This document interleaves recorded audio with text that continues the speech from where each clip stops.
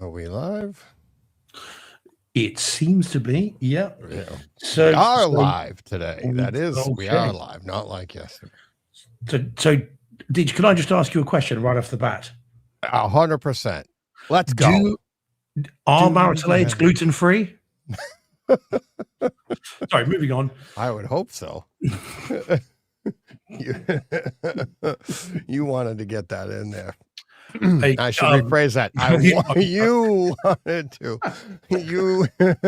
All righty. So, all right. There's the tone established. All right. Let's start again. Is this thing on? Are we live? Yeah, we're live. Okay.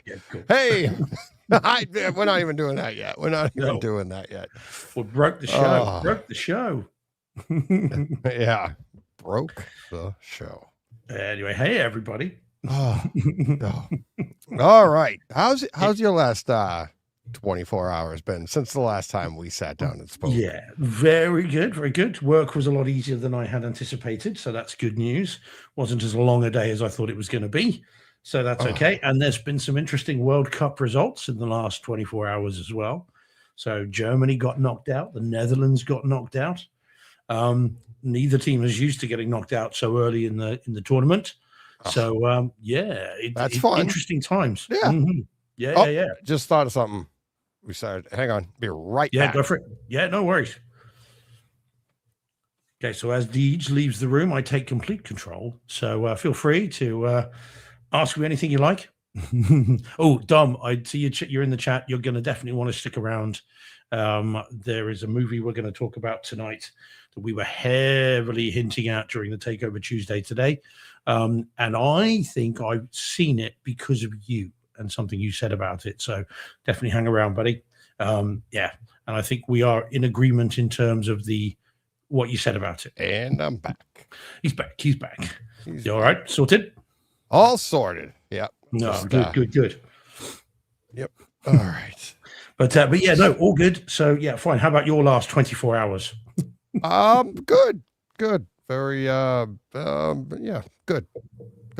Busy, running around. Lots of running around. Oh yeah. And it's hot on the East Coast then. Yeah, it's ramping up. It's ramping up pretty good. Yesterday was probably the coolest day of the week. Today, obviously a little warmer. Tomorrow into the 90s, hundreds on Thursday and Friday. So, Yep, gotta get to work, get my stuff done, and get out before the high heat hits. So, start early in the morning. Can you start whenever you want? Then can you get to the dealership at like 5 a.m. and go right? No, as soon as service opens, like the places I go to have big service departments. They usually open at 7. Oh, okay. So I can get there. I'll probably get there around 7, 8. I would probably get there around 8. Oh, okay. I don't, set up, get my stuff done, and if I'm out of there by noon, if I can bang out a bunch of stuff, I won't spend the whole day. But yeah, that's fair enough. Things move faster that early too, because you don't have people coming and grabbing the cars. Like I can go there. I'd start at, say I started at 9. I'd be like 9 to like 3 is equal to like 8 to 12. Yeah. Because around 11, the salesman like, can I take this car? Okay. Yeah. But some stuff slows you down, but anything to beat the heat. Yep. Yeah, it's the last thing you want. Absolutely. Yeah, it's not. Not cool working. I mean, it's outside in a nice day, lovely. Oh, but yeah. if it gets to that position, that point where it just tips over into stifling heat, that's when it's no longer a joke. No. So yeah, does that does the humidity affect the paint drying as well? Does it delay the time it takes to dry? No, not much. No, not much. Because when we have if you have it, where humidity can hurt you is during like the fall. If you get like a real humid day and the paint hasn't cured by the time it gets dark, the humidity will actually it doesn't bake out of the paint. Right, because the way the paints work is the solvent, it's not water-based, it's all solvent-based. So the solvent evaporates away. Any moisture that's in there would evaporate out with it. Same as water-based. It's like water is just the catalyst, right? It's what makes it a liquid form, and then it evaporates away. So leaving you the hard shell of paint. So But yeah, no, that stuff doesn't bother me. My biggest problem is I can't do anything that faces the sun, because it, like, if the bumper's facing the sun, the clear coat, when I go to put it, it won't dry. It won't look shiny. It'll crystallize right there, and like, Oh, okay. yeah, get really bad, like lizard skin.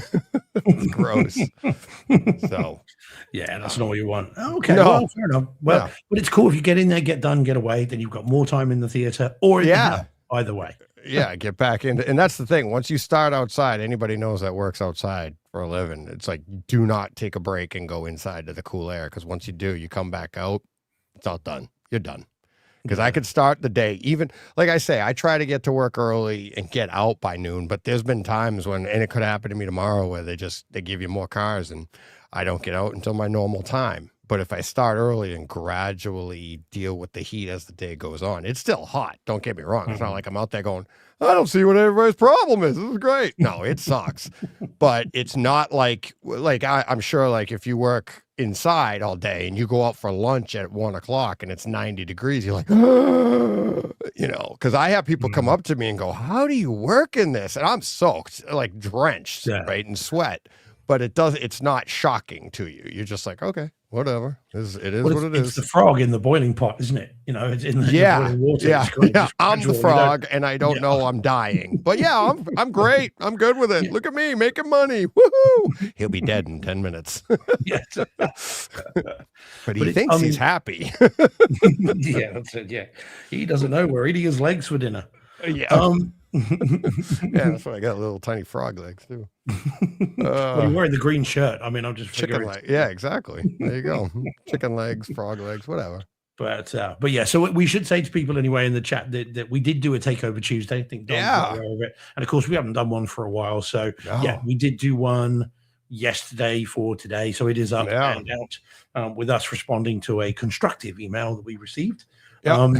And so going through that and then talking all kinds of nonsense as well about our various home theaters over the years, and then heavily teasing what we can finally talk about tonight. A movie that rocked my world and at least mildly shook yours. So that's fine. Yeah, no, it rocked. It absolutely did. Man, and our Takeover Tuesday, I don't want to get into it. Let's do the tease, right? For the YouTube people. I was thinking that. I think I said it. I don't know if I said it in the show or said it to you, but it's like, we do all this stuff, like this part right here for the YouTubers, right? This is the part where it's like, okay, the audio only isn't going to hear this. This is pre-show stuff. This is YouTube only stuff. And it's like, I've been thinking like, oh, what should we do? We should do some stuff for the, for the audio only to get the YouTubers to go in the other direction. Well, there you go. I forgot. We do Takeover Tuesdays. Those are typically not, recorded for YouTube. So yeah. So anybody on YouTube, it's a great discussion, inspired by a great email, and I've already gotten a bunch of comments in both directions. People agreeing, people disagreeing with the email. So yeah, it was fun, and it's it was. Yeah. Again, time flew by as it always does. Yeah. And it has triggered a question, but I think I know the answer, DJ, and again, and I think I have asked you this before, but I don't think we may not have actually asked it on the show, and if we have, it would have been a long time ago. And it grows out of the Takeover Tuesday, so people that haven't had a chance to listen to it, Rach is saying in the chat she has. Good night, thanks, Rach. But it does grow out of that. So we were talking about anyway. I mean, go listen to the Takeover Tuesday. But we were talking about the memorabilia and how some people want it in the room, some don't, all that kind of thing. Now, I think I know the answer. But what would be your most special piece of memorabilia or collectible that you've ever owned, Deej? I think I know the answer, but in terms of your side of it, the what Terminator would it be? hand. The that's Terminator hand. It's which came with the DVD or the Blu-ray release? 4K Blu-ray set. It was a special 4K edition that came with the arm, and that piece goes back to basically when the movie came out, and they showed it if you remember in Terminator 2, it was in that little vault, and you had to push. and then they take it and they smash it and grab it, right? But it's in that little, that when I saw that in the movie theater, I was like, that's what I want, that case. I want that displayed in my theater that way, that arm, that case. To what we were saying yesterday, right? About like how like the in-room experience is just the stuff outside, and that is something that I wanted to do. And now I will, when I eventually get the basement going and done, I will have that piece. It'll be lit that way. It'll have, but the hardest part back then was getting the arm, right? That was that. Well, I'd say that's the hardest part for me because I can build the case and stuff. But back in the 90s, those things were super expensive. Like you could get a whole at what, 800. You could get the whole, from but T800, T800, and but just to get the arm, that was hundreds, if not $1,000 and stuff. But then they came out with that. I was like, I'm getting it. There we go, perfect. So yeah. It was cool, and yet that is, I knew that would be your answer, but I think it's the wrong answer, Deej. I think we both know what the correct answer should be. Yeah, thermal detonator. Of course, one of a kind. My which is legit. It's like it was legit from Solo. Even clicked when you tried it. Yeah. Click. You just said click. Oh, yep. Yeah, that's it. And you know what's funny is when I took that room apart, I actually saved that. Yeah, the rock and the little piece of paper that I wasn't it? What did we exchange that on Twitter or something? I saw you with the thermal detonator, and I was like, I got one too. And I ran outside, and those are like they call it river stones or whatever that I had around the pool. And I just grabbed one. I was like, there you go. Put it down.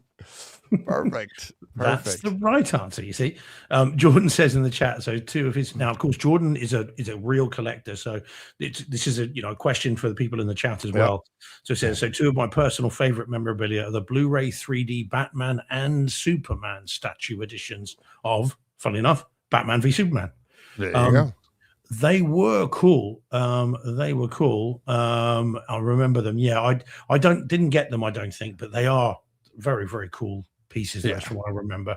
Rach is saying it's a poster of Alan Rickman in Hamlet. Not strictly movie memorabilia, but memorabilia. Well, that's movie. It's 100% movie memorabilia. Yeah, movie posters are movie memorabilia. Yeah, absolutely. Mm-hmm. Yeah, no, fair enough. Yeah, I'll be curious to see what other people have got. I mean, obviously Nelson has got loads of memorabilia, hasn't he? Which is what we were talking about last night. He's got the Star Wars stuff. He's got the casings like John has, of Star Wars memorabilia. He's got theater ropes. He's got movie posters. He's got movie boards. He's got some Sideshow collectible stuff as well, hasn't he? Didn't I see like Indiana Jones? Has he got an Indiana Jones one? I believe so. Yeah. And he actually redid outside his theater too. With he went in and again, like we do, like we said yesterday, it's like we ask the question and we were always problem solving, and if there's no problem, we'll think of one and try to solve it, and it's always questioning. That's how we got to where we were, and he got to a point with his memorabilia, and went in a completely different direction. Now he's into fish tanks. I believe he still has. Remember, I don't know if you guys knew that. If we said it on the show, if we showed it, or Nelson. I think we might have done it on one. It's been a few years now, but he went all fish tanks. He's got like exotic fish. He's got really nice fish tank too, outside his theater. Nemo. Yeah, exactly. So, but that's the thing. It's like we get to a point, and it's like, why would we ever think our theaters would be like, end game theaters? You can't even end game on your memorabilia. No. It's like you get a piece and you move on to another one. It's like, doesn't mean that piece, like the T2 isn't my favorite. But it is, that's funny. Got it. EC3. No, I don't know the band, but he says, I caught Devo lead singer's trousers. Oh, I know Devo. Was this while he was on stage, or was this afterwards? Or how you spend your evening, Captain, doesn't matter for you. I want to know why you caught him. I could have seen it. They could have been thrown at me, and I'd be like, "There they go." Why am I catching that guy's pants? That's a yeah. I mean, yeah, that's a step too far for him, I think. But Mike Piantadosi says hot toys. Is it supposed to be the other way around? Aren't the girls supposed to be throwing their articles of clothing at the band, not the band? Not the gluten-free ones. Yeah. They hurt. Get one of those around the head. Oh God. Yeah, so Mike says hot toys action figures. Which ones, Mike? Which ones? Come on, you've got to narrow that down. And then Holger says, we like Holger. Look at this. The Holy Grail from Indy 3, The Last Crusade. Let me just say this. That's the Holy Grail. Poorly. Yes. Oh, that's the Holy Grail of collectibles. Holy Grails. Right there. Please tell me, Holger, that when you went to pay for that, they did say you have chosen wisely. Yeah. There's one I wanted to make, and you just put it in your theater, and because it's in Phantom Menace. In the background, if you look in some of the like in the workshop, I think it's the workshop area when they first see Anakin, and in the background it's a trackball. You know what a trackball is? With the hand, the handle, and then it looks like a piece of wire, but it was black. And it's just something from like the 70s or 80s whammo trackball that you would get and play in the yard, and you could throw and curve the ball or whatever. And in the background, there's or I think it's hanging on the wall or something. It looks like a tool, but they painted it white. And that's all it is, just a trackball put up there. And you could just grab one, put it in your theater, and throw it in the corner like they did in the movie. Like, I don't know, it's from Star Wars piece I got. It's just a white trackball. I got a good price from Watto. Yeah. Well, like the and that and the bubble wrap. Remember the bubble wrap from the seats from Empire Strikes Back. Yeah, from the just something to, add some contrasts to the scene. I don't want to go into someone's home theater and just be sat on bubble wrap. Not unless it's autographed bubble wrap. Yeah. So Mike says, so Iron Man, Captain America, Batman, Superman. Nice. Okay, among others. Hot Toys ones are great. Some of those are really, really cool. Yeah. Dan says, and of course, Dan's been, in fact, there's a picture. Dan's been there. Yeah. Nelson's office is full of stuff. Yeah, that's right outside his theater, right to the, if you turn, like if what you're looking at there on Dan's icon is like to the right, take a right there, and right by, I believe that's Dan, if I'm looking at it right. Behind Dan is the entrance to the theater. It's really nice. So you go down that way. Very cool. Yeah, it is. Jordan says, I've got some really cool popcorn buckets recently, if they count. Well, it's all memorabilia. Yeah. And I've got my Sword of Power from Masters of the Universe. Yeah, my sippy cup, I've got that down in the theater. Oh, it's so cool. Yeah. Which is very cool. I'm the only one that thinks that, by the way, but it is cool. Rachel's got some stuffed minions. Fair enough. You got to have them. We got Halo Reach Legendary Edition, Jordan says. So the statue of Noble Team. I'm sure that's cool. Yeah. And Steve Att says, too much stuff. No place to put it. Bigger TV, cause a decorating mess. Yeah. Yeah. Yeah. Well, and that's the thing. It's like you get so much stuff that it's hard to, what do you replace? What do you move? But it's fun. The dilemma is real. And then Wild Booker says, I just finished my basement, including dedicated theater. Nice. And looking to buy the Dark Knight Joker statue. There is, if I remember rightly, there is a Sideshow Collectibles one of that, which is like a half scale. It's like massive, but it's very cool, really detailed. I dread to think how much you'll pay for that, Wild Booker. Quite a bit, if that's the one you're thinking of. Yeah. But it is awesome. I did back when Infinity War came out, I had the gauntlet, and I would take the store-bought one and tarn it, like, and distress actually distress it, and I sold those. I'd flip. I think they were they were under $100 to buy one, and I'd flip them for $350 after I did my thing on them, and it's like I sold a few of them. I think Mikey Schramm has one. I think he saw one in the background years ago, and I was like, there you go. And I think he has one. But I had those, if you look at my old theater, I had the two of them. I had the original one and then the Iron Man one. And I made a little display for him too, to hold it up with a plaque underneath and everything. So it looked professional. I don't even know where they are right now in storage somewhere. I think it might be downstairs here. I don't know. Well, I mean, I've still got loads of stuff up in the attic from the last one, which was the thinned out memorabilia theater room, but I've still got boxes of them upstairs. Yeah. But like I said, I've got Bill and the bride's swords from Kill Bill up there, which I had on display in the other one, but no room for that. And I've got the glaive from Blade, the first Blade movie, the thing that he threw. I've got that, which is on a display board, which again, no place for that. I've got the leg spikes from Blade as well, no place for that. But yeah, I mean, it's hard to say for me. I mean, I do love the hockey mask and the Freddy glove from Freddy versus Jason. That's a piece that I love that thing. Because two iconic horror franchises that I love forever, and to get them both the same was just so like cool. Horror.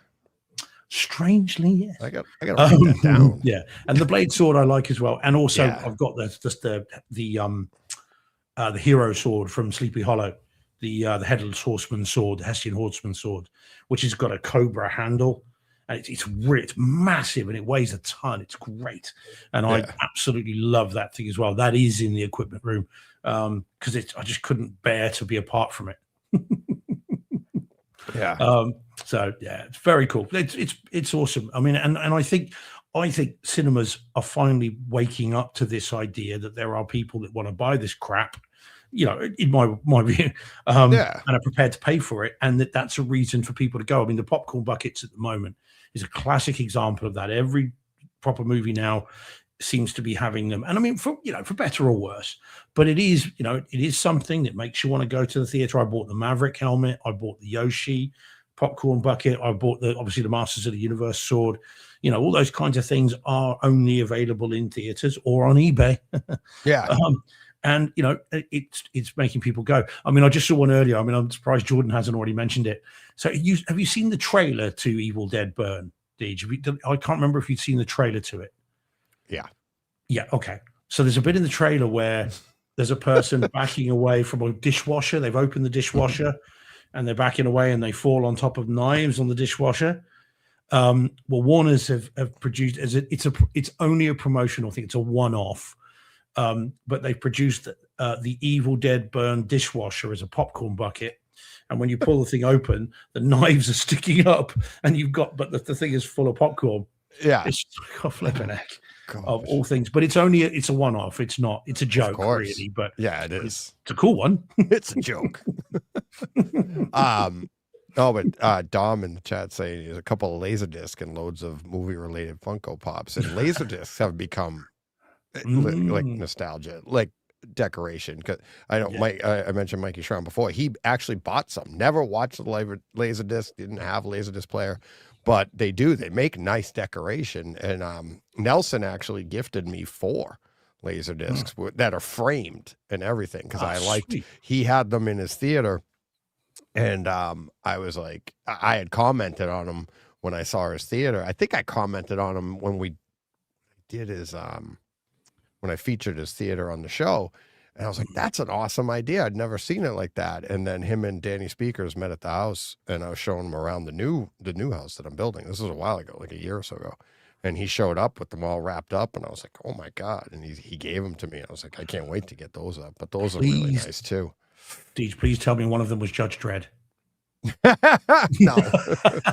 No, I did see that. Somebody commented on that recently, asked me if I don't know if it was on, I'm sorry if I forget where I saw it, but a listener asked if I'd give it another shot.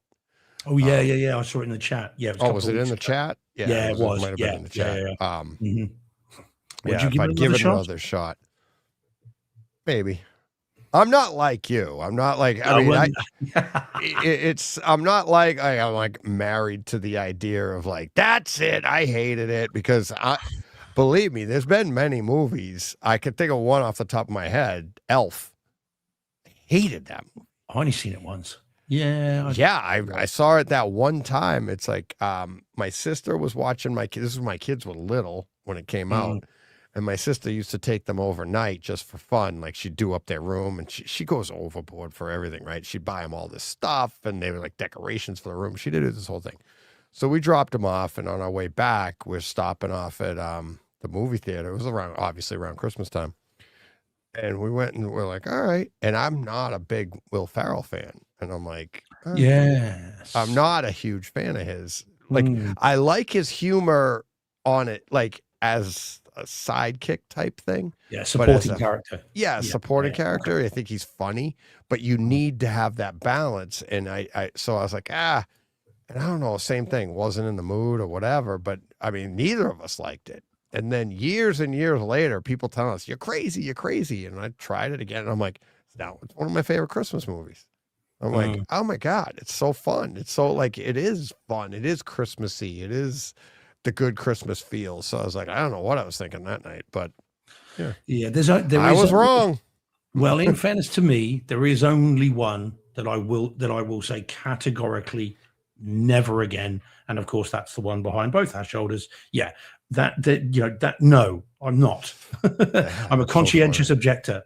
But midway, I will see it again when I find the disc up in the attic somewhere. I will see it again, and I am curious to see it again. I may well enjoy it more, maybe.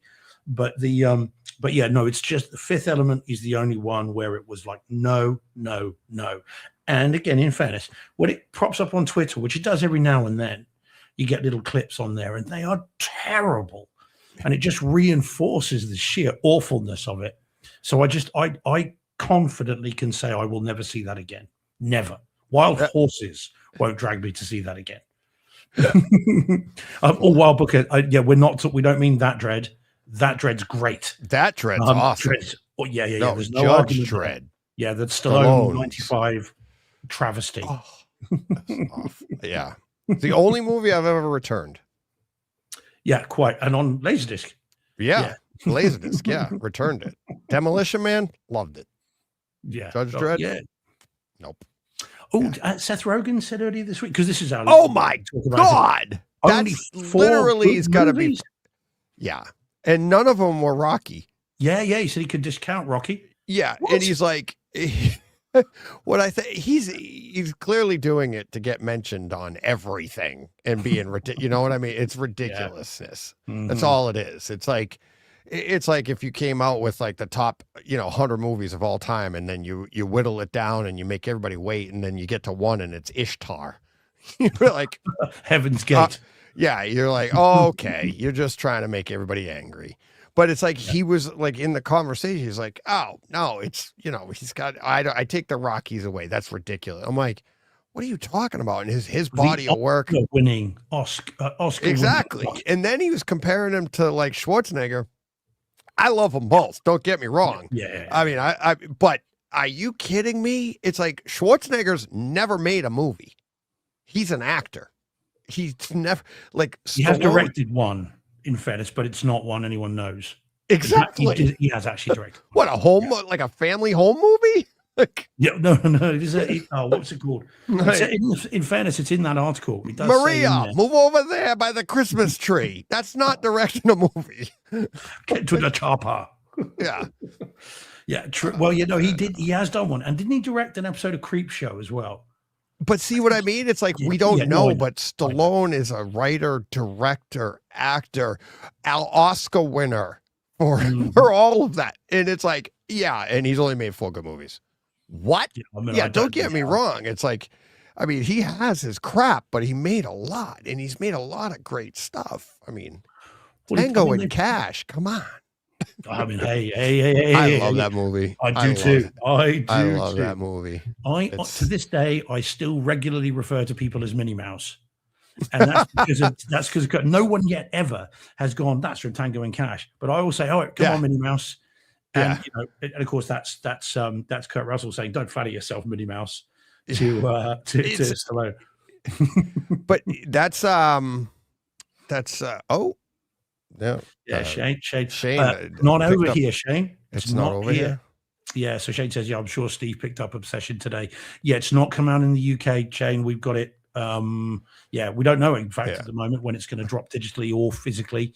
But I will do day one. The question, Shane, is: did you, after your amazingly rubbish cinema experience, where it was the little postage stamp in the middle of the screen?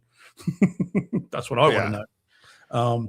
But Shane, actually. Can I ask you, just because Shane is in there and is obviously listening, Have you seen, Shane? Not that we're going to talk about it. Oh, Lee Cronin's The Mummy. And if so, what did you think of that? That's the question for the evening. Reviewers up. See? Oh, is it of Obsession, Shane, or of The Mummy? Yeah. It's so funny we're talking like this way. What? Oh, it hasn't released digitally over there? Because we have it over here. Yeah, it dropped on Kaleidoscape today. That and Crime 101 I grabbed. Okay. But Obsession, is all the Dolbys, all of that. So looking forward to that. And Shane, we talk about Lee Cronin's The Mummy. And what did you think of the home theater experience if you didn't enjoy the film? That's what I want to know, because wowzers. Stay tuned. You'll hear. Oh, yes. Oh, yeah, man. Man. I already have it up and ready to go, ready to rock. It's, Yeah, the Tom Cruise Mummy holder is terrible, but we're talking about the Lee Cronin's The Mummy, which just hit literally, a couple of days ago. Oh, okay. Yeah. All right. Fair enough. Good man, Shane. Well done. There we go. Good man. Yeah. I'm definitely interested in Shane's breakdown of that. The way he breaks down with the Trinoff. Yeah. Visualizer. That's awesome for The Mummy. Yeah. We're giving away everything we're going to talk about. Well, we'll get into that. We'll get excited. They will have forgotten by then. At least the audio only won't hear this part. True. Yes, that is true. But the obsession. Yeah. I mean, as soon as it does drop, Shane, I'll get it. It's apparently Jordan was telling me in DMs earlier. It's an unrated cut. There is a more violent bit where one of the deaths is particularly brutal. But yeah, day one for me. I really enjoyed the movie. I can't wait, and there's a number of people with whom I want to watch it, knowing what it's like to get their take on it. So it's going to be all kinds of fun. See, Shane's going more Evil Dead Rise than it is too laughable. Yeah. Well, we'll see. We'll see. On that bombshell, then, shall we kick the tires, light the fires, whilst we've got Shane in to tell us what we got wrong? Oh yeah, there we go. All right, here we go. Where's that button? Where do we?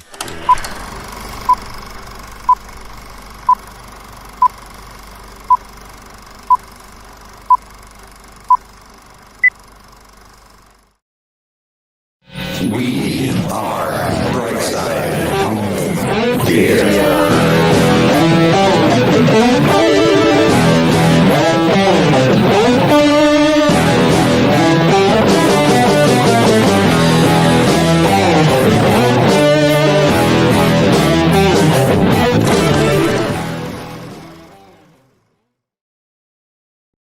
Dearly beloved, we are gathered here today at the Brightside Home Theater Podcast, the multi-award-winning giving and receiving home theater podcast that's all about the experiences, the sights, the sounds, the scenes. The red zone is for immediate loading and unloading. The white zone now arriving at platform 2. And on your left, you will see a dinosaur, or maybe not. You will have dinosaurs on your dinosaur tour, won't you? There will be mummies in your mummy movie. Yeah. Oh, there weren't. Indeed. Indeed. Which is a bit like Wolfman. We will. It's really Lee Cronin's The Mummy. It should have been. See, we're ruining everything. It should be not Mummy. It's because that's what it was really about. Is the Mummy was horrible. Quite. Yeah. It's so was the daddy. I mean, we do have to call it Lee Cronin's The Mummy, right? Because they did that on purpose. It's not. It's not the Cruise one. It's not the Brendan Fraser one. And of course, there's a new Brendan Fraser one coming. Perfect. So it's really super. I didn't like the first one. I really liked the first one, and I like the second one, even though it's dreadful CG at the end. Third one is not good. That's the one with Jet Li in it. That's and it just goes CG stupid with Yetis and all kinds of weird stuff.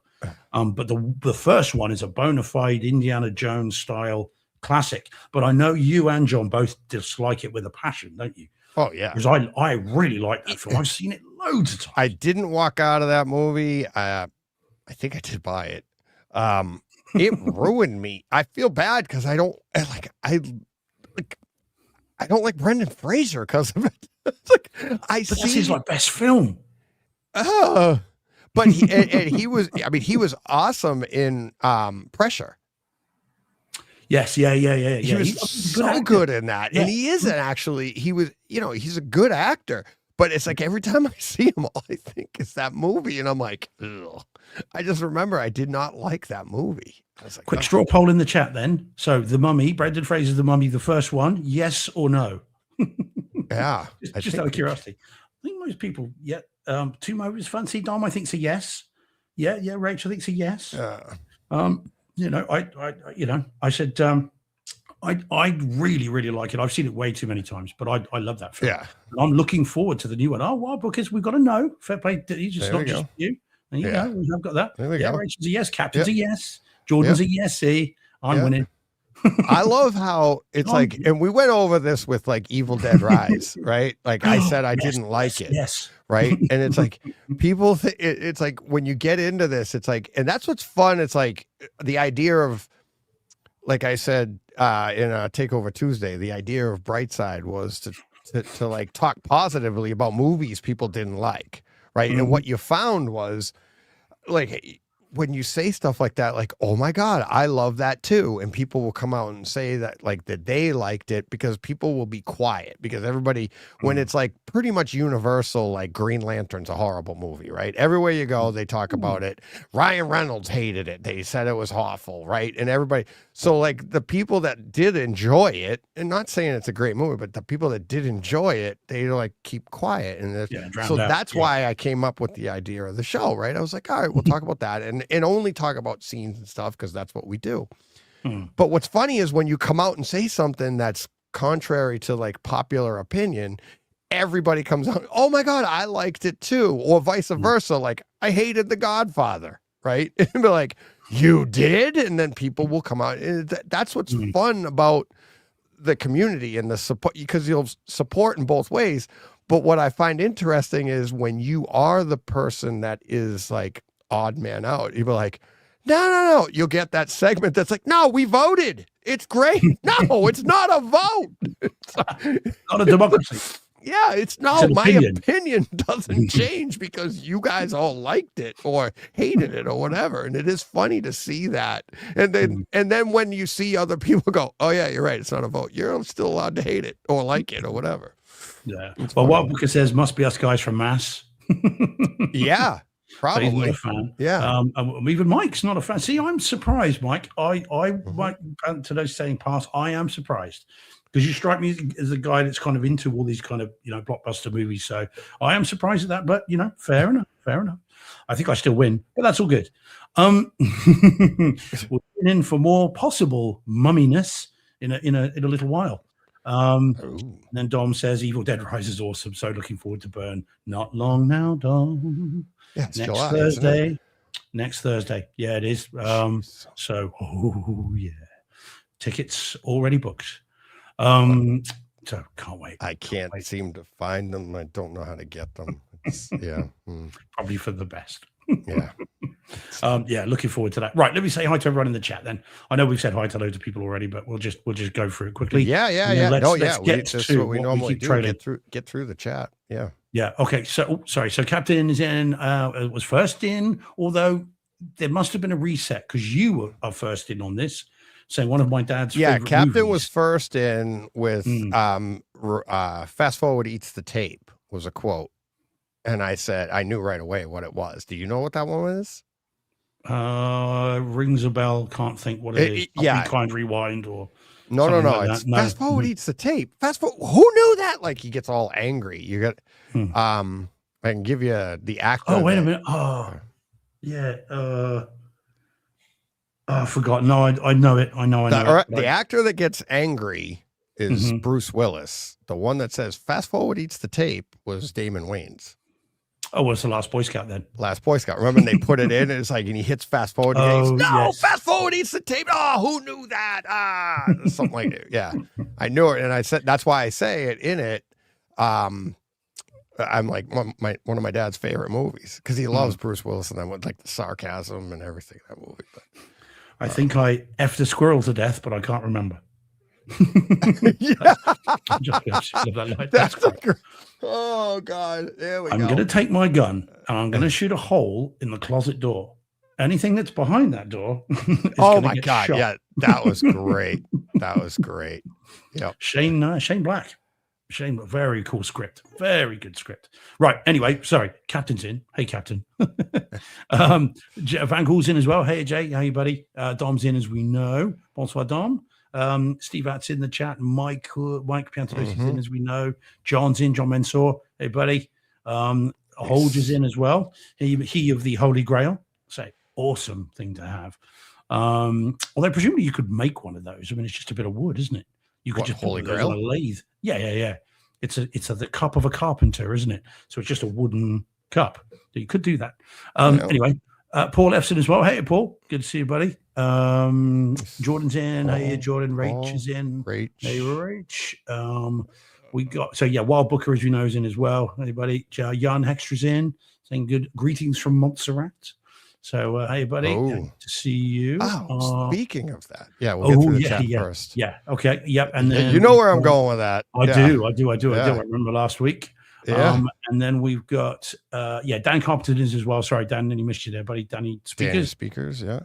Johnny Speakers is in as well. Hey, Johnny, we've got all the speakers in. I hadn't seen that yet, but okay. Shane's in as well. Johnny? Hey, Shane. We're very controversial about the mummy. We may get to that.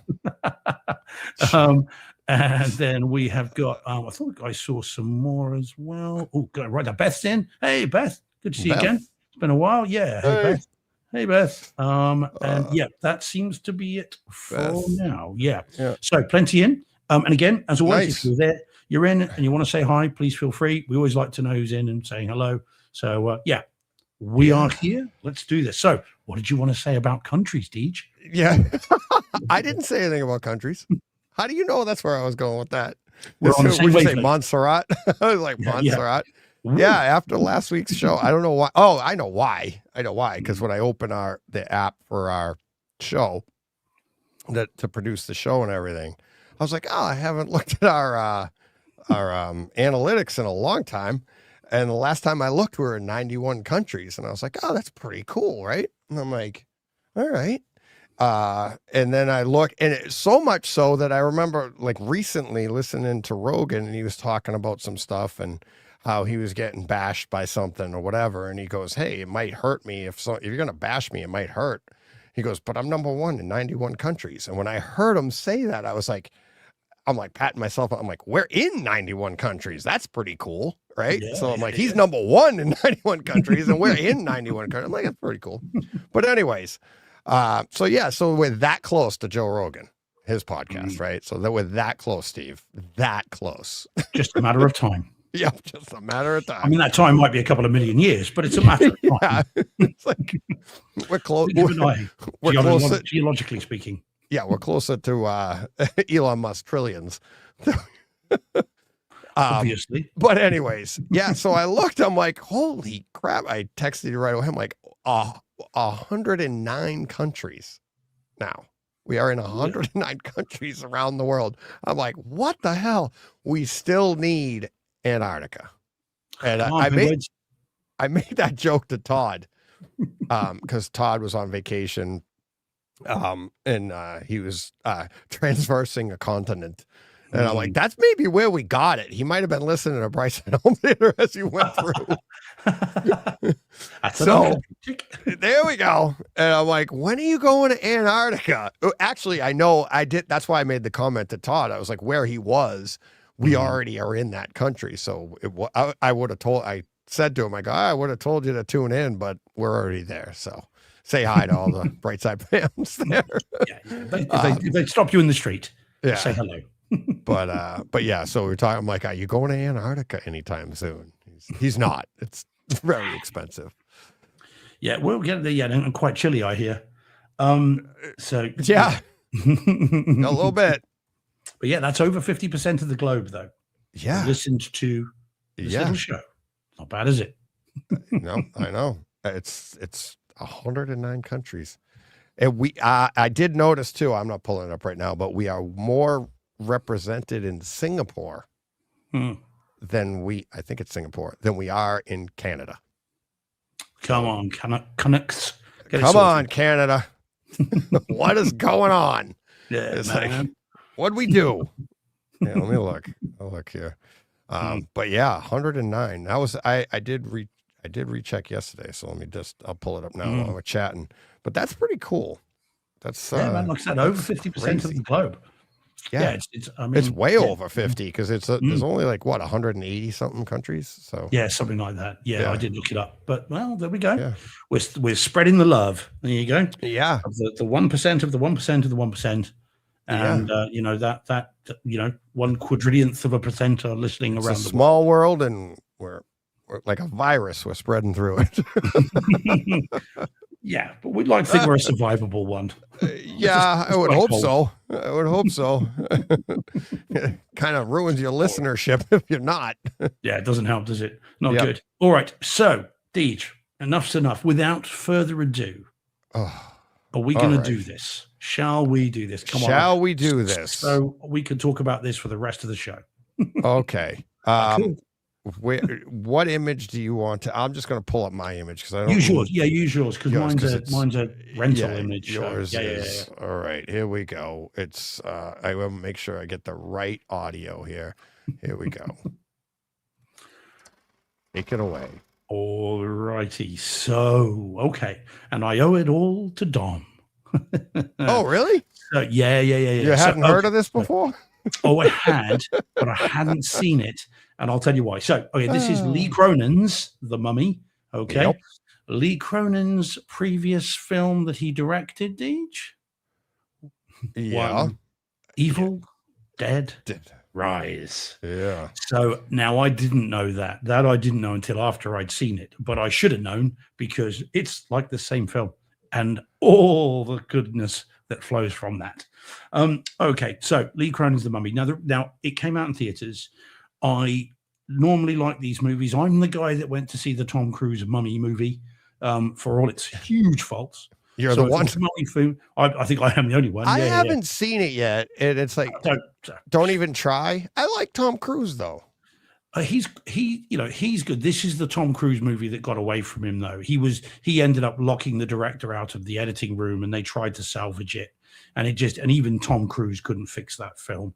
The only thing I say about that movie, Tom Cruise's The Mummy, is that it is the movie, and I've said to you before, that steered me away from a projector and steered me towards getting a TV display because I wanted the full HDR. I wanted the black levels and watching that movie in theaters. I'm thinking, I don't want, because the only projector I could have afforded at the time was about $6,000, and that was a Sony one. And that one was a sort of faux HDR. And I didn't want that. I wanted it properly. Otherwise, what was the point? And it was whilst watching that film, which clearly wasn't a very good movie, because I was thinking about my display during the film rather than the thing else. But that was what pushed me in that direction, and I'm glad I did, because I would have had to replace. What movie inspired your system? Well, it was this real crappy one that got me to think about upgrading, because I was thinking about upgrading instead of watching the movie. Exactly that. So, but no, don't waste your time with it, Deej. I mean, it's the movie that brought down Universal's Dark Universe before it even got off the ground. Yeah, they cast it. They had everybody lined up, and then that was it. It just killed it stone dead, which is ironic when you think about it as a horror franchise. But anyway, so there it is. So okay, so that's the old one. So this is Lee Cronin's The Mummy, and I was aware when it came out in theaters that it was out. But I hadn't seen it for some reason, and this I can't quite work out. I don't know why I didn't go to see this. Somehow, I think it kind of hit, it sort of bombed, and the reviews are fairly middling on this. It's only sitting at about 50, 53 on IMDb. So it kind of hit, bombed, and then I think it went before I had a chance to see it, which is a shame. But I remember Dom saying in the chat, and it kind of just stuck in my brain. I remember him saying, saw The Mummy in theaters, didn't think much of the movie. I'm sorry, Dom, if I'm paraphrasing, and forgive me if I've got this wrong. This is how I remembered it anyway, saying, I saw the movie, I didn't think much of the movie, but it'll be an amazing home theater experience. And so that stuck with me. And I also had read some reviews saying it's ultra violent, it's really gory. So fast forward then to last Saturday morning, I think it was Saturday. Yeah, it must have been. Randomly, I went on to Apple TV. I think I was looking to see whether Masters of the Universe had dropped digitally yet. So I figured it's got to be soon. And so I went on to Apple TV, went on to the movies section, and scanning across, and there's Project Hail Mary and Mortal Kombat 2 and all that. And out of nowhere, there it was, Lee Cronin's The Mummy. And I was like, right, done. And it's like $5.99. And I was like, right, that's it. And that's 4K, Dolby Atmos, HDR, Dolby Vision as well. And obviously rental, streaming only. So all my comments now are only based on the stream, all right? It doesn't come out here on disc until the 13th of July. And I couldn't wait that long, not knowing it was available. So I go into the cinema room and I put it on. And after, I kid you not, 15, maybe 20 seconds, the first bass note hit. Oh, and I thought, I know exactly what I'm in for. Oh, yes. So paused it, went to the back of the theater, to the equipment room, got a popcorn bucket, Cinema George drink. I thought, if I'm seeing this like this is clearly a really cinematic movie. I'm seeing this as if I'm in a proper cinema. So did the popcorn in the microwave, filled the popcorn bucket, got the drink, sat down, started it again because I was 20 seconds in, started it again, and I was blown away by what then transpired. So the movie, as always, I mean, I should have known it was by the director of Evil Dead Rise, because this is not a mummy movie. There are very few mummies or mummy traits or anything like that really in this film. This is Evil Dead. Other than the, what do they call it? Sarcophagus? Sarcophagus and a little bit of a pyramid as well. Yeah. Maybe, and a bit of sand. But I mean, they didn't even wrap her in toilet paper or anything, just for fun. Yeah, there was no shuffling. Yeah, it was just not no. But I didn't care. I knew that it wasn't much of a mummy movie. I didn't care. I just absolutely loved Evil Dead Rise Egypt Edition. This is kind of what it was. And so I'll push back on that. And I'll say this: it actually made more sense than Evil Dead Rise to me. If you remember my contention with Evil Dead Rise, is I'm like, this is stupid. It doesn't make sense.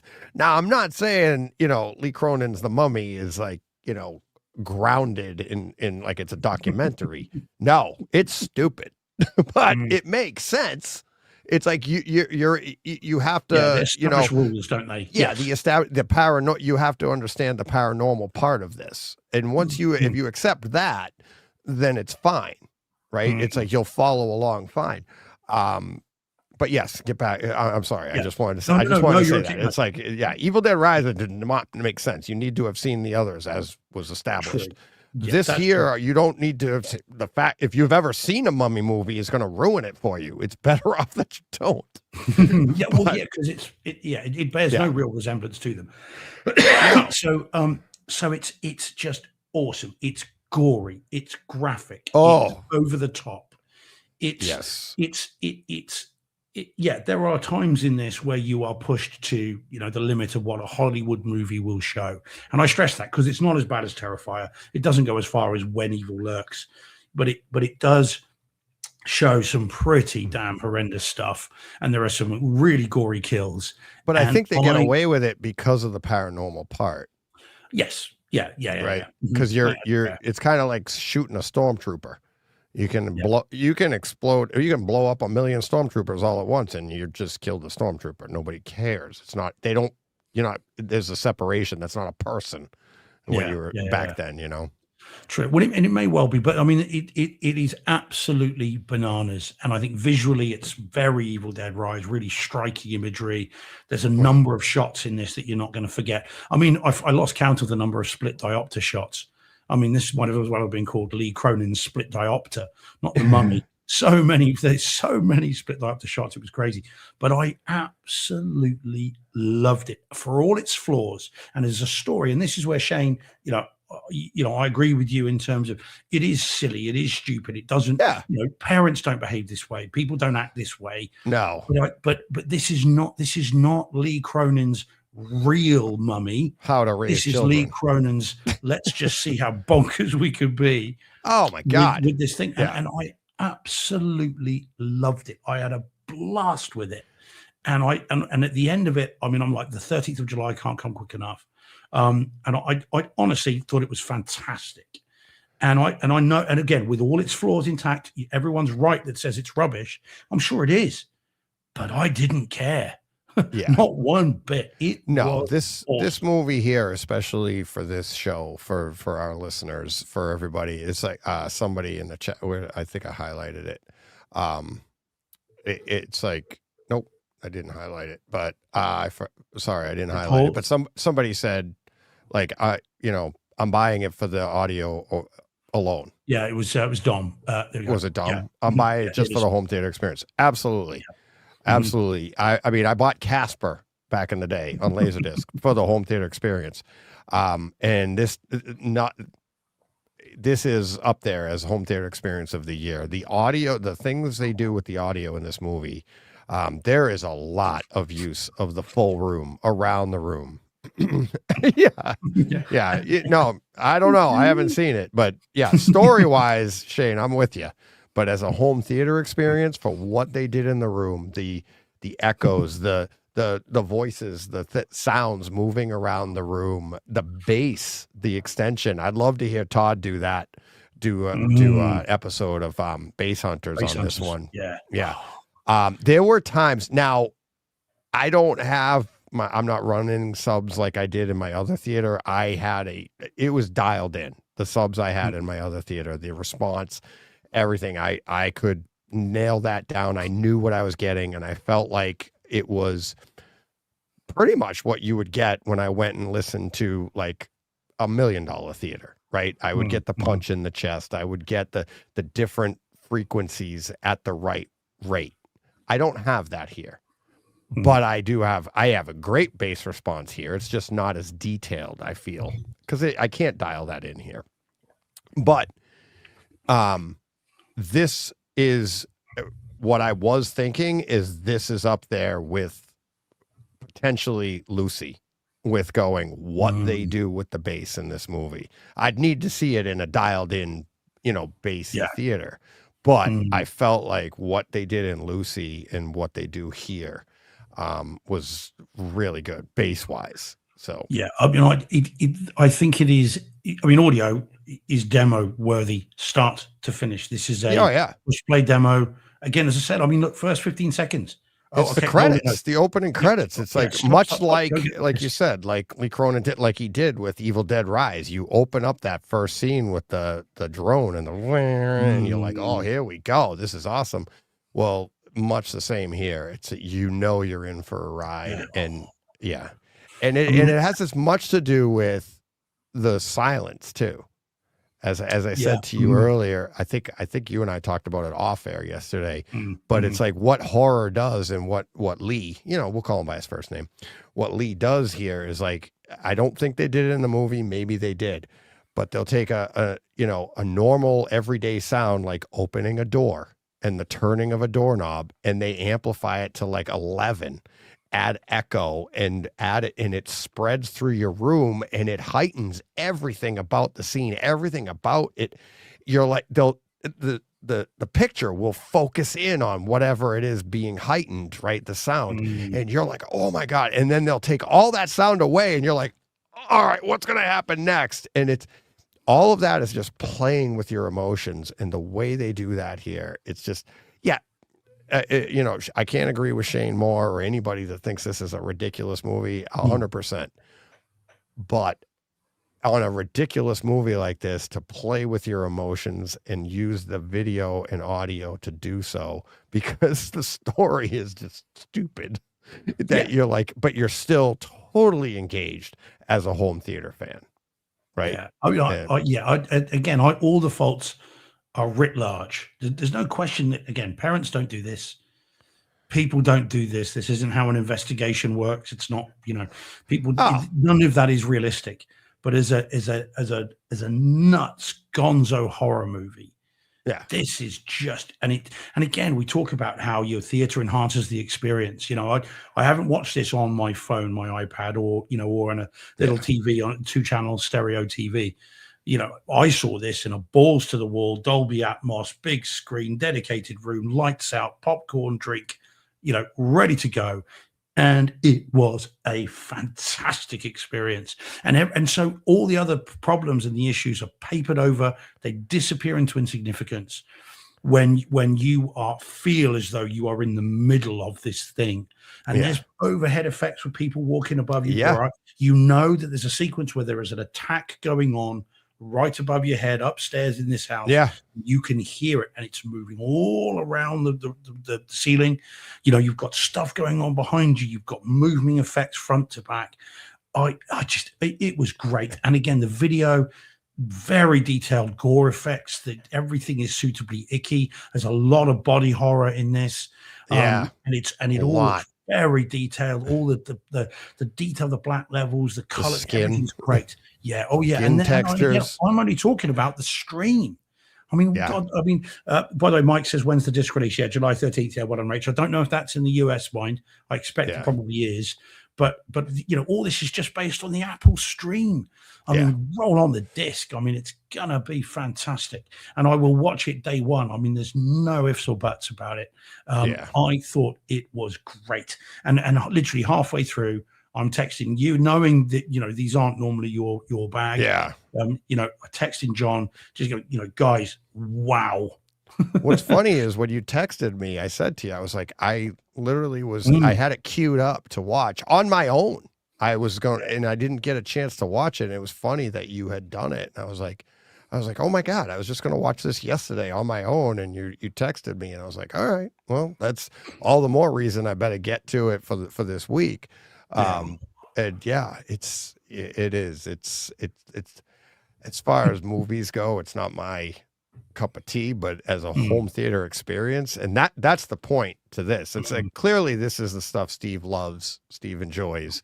Story, even the story wise, everything. It's like, you'll eat this stuff up all day long, like a wolf on a grandmother, or a scorpion. Yeah. Oh my God. Yeah. The crunching on that was pretty what the hell. When did they make houses that they had so much extra space that there was like rooms around the rooms? What the hell was that? It's like, I wonder if that's an American thing. I know of thing. No insulation. Like, I'm thinking about it, like they go into the wall space, and you're like, there you go. It's supposed to be across. They're like running. It's like yeah. I was like, that doesn't. Well, how about you just expand the house out and make a bigger room? Like, what was that? Can you still include that in your square footage when you come to sell it? You probably would, because you go by the overall dimensions of the house. You don't go by that was weird. The other thing I noticed in this movie is that only in horror movies do people run away backwards. Right? Because the father in this, in one scene, he's like, yeah, he is. It's like never looks over his shoulder where he's going. Never. It's like, that's it. I'm running. Like, hello, you want to take a look at like what's behind you or something? Not that anything, but it was just only in the, like, I'd be like, yeah, it was funny. Can you guess where most of it was filmed, Deej? Spain. It was indeed. Yeah, it was. Yeah. Now, in fairness, I didn't twig it Spain this time. I read it on IMDb. Yeah, it was in Ireland and Spain. What was that? That was Covenant, right? That you did yeah. That it was supposed to be Afghanistan, and it was Spain, and you were all my back garden bent out of shape. Yeah, that bothers you. But hey, Moonfall. Yeah, let that slide. Yeah, literally let that slide right by the continent. There comes the moon. Duck. Quack. So, and like, just to give more props to Lee Cronin's The Mummy, it's like, how everybody knows how, or if you don't, you're about to find out, but how I felt about Moonfall. And it's like, and I love his movies, right? Yeah, and Roland Emmerich, yeah. Yeah. I mean, yeah. He makes movies just for the home theater experience. Mm-hmm. I couldn't recommend, I mean, I like the movie. It's a great home theater experience. Great. But the movie, took me so far out, I thought that was ridiculous. Okay. This here, no. This has so much home theater experience that and it is kind of the genre. You have to entertain the paranormal with this movie. It's like, I don't understand how a mummy creates, storms, but all right. Okay. Yeah. There was that one story. It wasn't created by the Mummy or the kids or whatever, the paranormal. It was literally a sandstorm.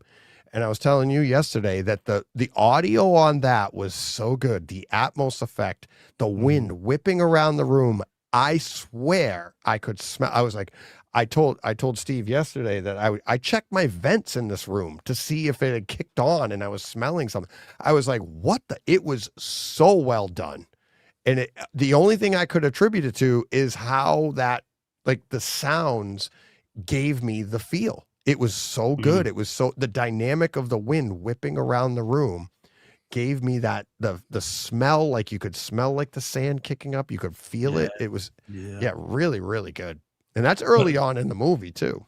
It is, yeah. Although again, as we talked about, the funny thing about that, when we talk about silliness, and this did occur to me as I was watching it, was that Jack Trainor's running through that and is not covering his eyes. No. He's not reacting to this sand at all. No. And he's calling out and shouting out, even though sand will be going in his mouth and in his eyes. Yeah. But no. So that was a bit weird. But no, man, I had a blast. I can't wait to see the disc. If it's any better than the stream, and of course it will be, I'll be in hog heaven. And I'm going to do a Evil Dead Rise, The Mummy, two for double bill. Hog Heaven. That's the, is that the name? That's the sister store of where John went? Yeah. Oh yeah. Again, not genetically modified. All gluten free. Yeah. People are wondering what the hell we're on about, Deej, but it's all good. Yeah. Anybody wants to know what that is, email me. Over 18s only. Yeah, it's R-rated. But yeah, no, it literally is. Yeah, literally, yeah. This is absolutely a no-brainer. Home theater fans don't, I say that.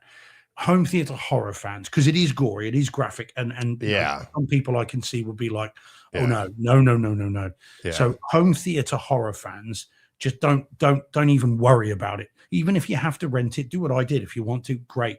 You will have a blast. It will blow your minds in terms of how it looks and sounds, and you might just find yourself enjoying the film because of that. And I did. But like I said, Shane and that, I get it. The reviewers mostly agree. There's your sound. Is that sand? Sounds like sand. Yeah. Yeah. Shane is in the majority in terms of what people think of the movie. Again, IMDb reviews are low, but for me, the experience was so good. I can forgive all manner of sins if you blow my mind with how it looks and how it sounds, and just I can go with that, and I did, and I thought it was great. And again, exactly like Evil Dead Rise. I mean, as I was typing it out, I think I put in the text, it's like Evil Dead Rise, but like with the Mummy. And of course, that's before I realized it was the same director. So yeah, very cool. And yes, roll on Evil Dead Burn next week. Yeah, next week. Because did he do that one too? Did he direct? No, it's a different. They're all different directors each time. Okay. Yeah, and as Jordan says, there is Evil Dead Wrath, which has been completed. I understand production's completed. That's the next one, but that's set in the 70s. It's like an early 70s. Oh, nice. But apparently, bananas again. Each one of these seems to be pushing at the borders of what you can show. So yeah, I can't. Yeah, I can't wait for you to see the physical release of this, because if you're going off the stream, and the streaming is really good. I mean, it's I'm sure the quality that you had, I didn't compare this one, but the graphicness of the horror, there's just like, I mean, when you think of like graphic horror gore, you think of wounds, not wombs, wounds, and you think of blood pouring out, you think of injuries, stuff like that, and it's like there's some stuff here that's going to make you wince and look away, and it's literally just, it's not anything like you've seen before. It's the detail that they went to. And I don't want to ruin it for people who used to do this in high school and try to duplicate what they did here. And you'd use like Elmer's glue and you'd do all this stuff. But there is so much detail that is so gross. It's just, it could be still shots, or it's not anything that's going to jump out at you. You're just going to be like, please, no, don't get closer. And they do. You're like, it's like it's like the scene from what's her name on Second Base in League of Their Own. Like, all right, wide shot. Well, they start like that, and you're like, oh, that doesn't look good, and and you're like, oh, here we go. It's just, it's that good. It is. Yeah, it's really. But again, that's like Evil Dead Rise as well. It's practical, not CG. There's, it's really camera goo. I keep thinking of sort of Rob Bottin's work in The Thing. That everything's got, it's like it's covered in like viscous gel, and of course when you then pair that with audio, it just feels really, really icky. And again, if you're into this kind of crap, and I mean, for the I've never had one, but for the ladies in the chat and many men, but I mean, next time you get a pedicure, put the microphone right up to it. That's an example of that heightened audio that makes you go, I can't do this. I can't. You'll be like, oh my God, what are we doing here? And that's the graphics and how the makeup and whatever they use to do that, and then the audio along with it. If you think about what they're doing, you're getting a visceral feeling. You're like, what is going on here? And yeah. But there is a subplot, again, not spoiling it, but just as a comment, there's a subplot about teeth. Yeah. And there's a particular thing with some teeth, which again is like, which is gruesome and makes your flesh crawl, but apparently is based on a real event, according to IMDb. So it must be true. Yeah. Yeah. You don't know what part of it's based on that, but you don't know how, right? They never give you that idea, but yeah. And it's and that's where, and if you read on IMDb, he took inspiration from Poltergeist.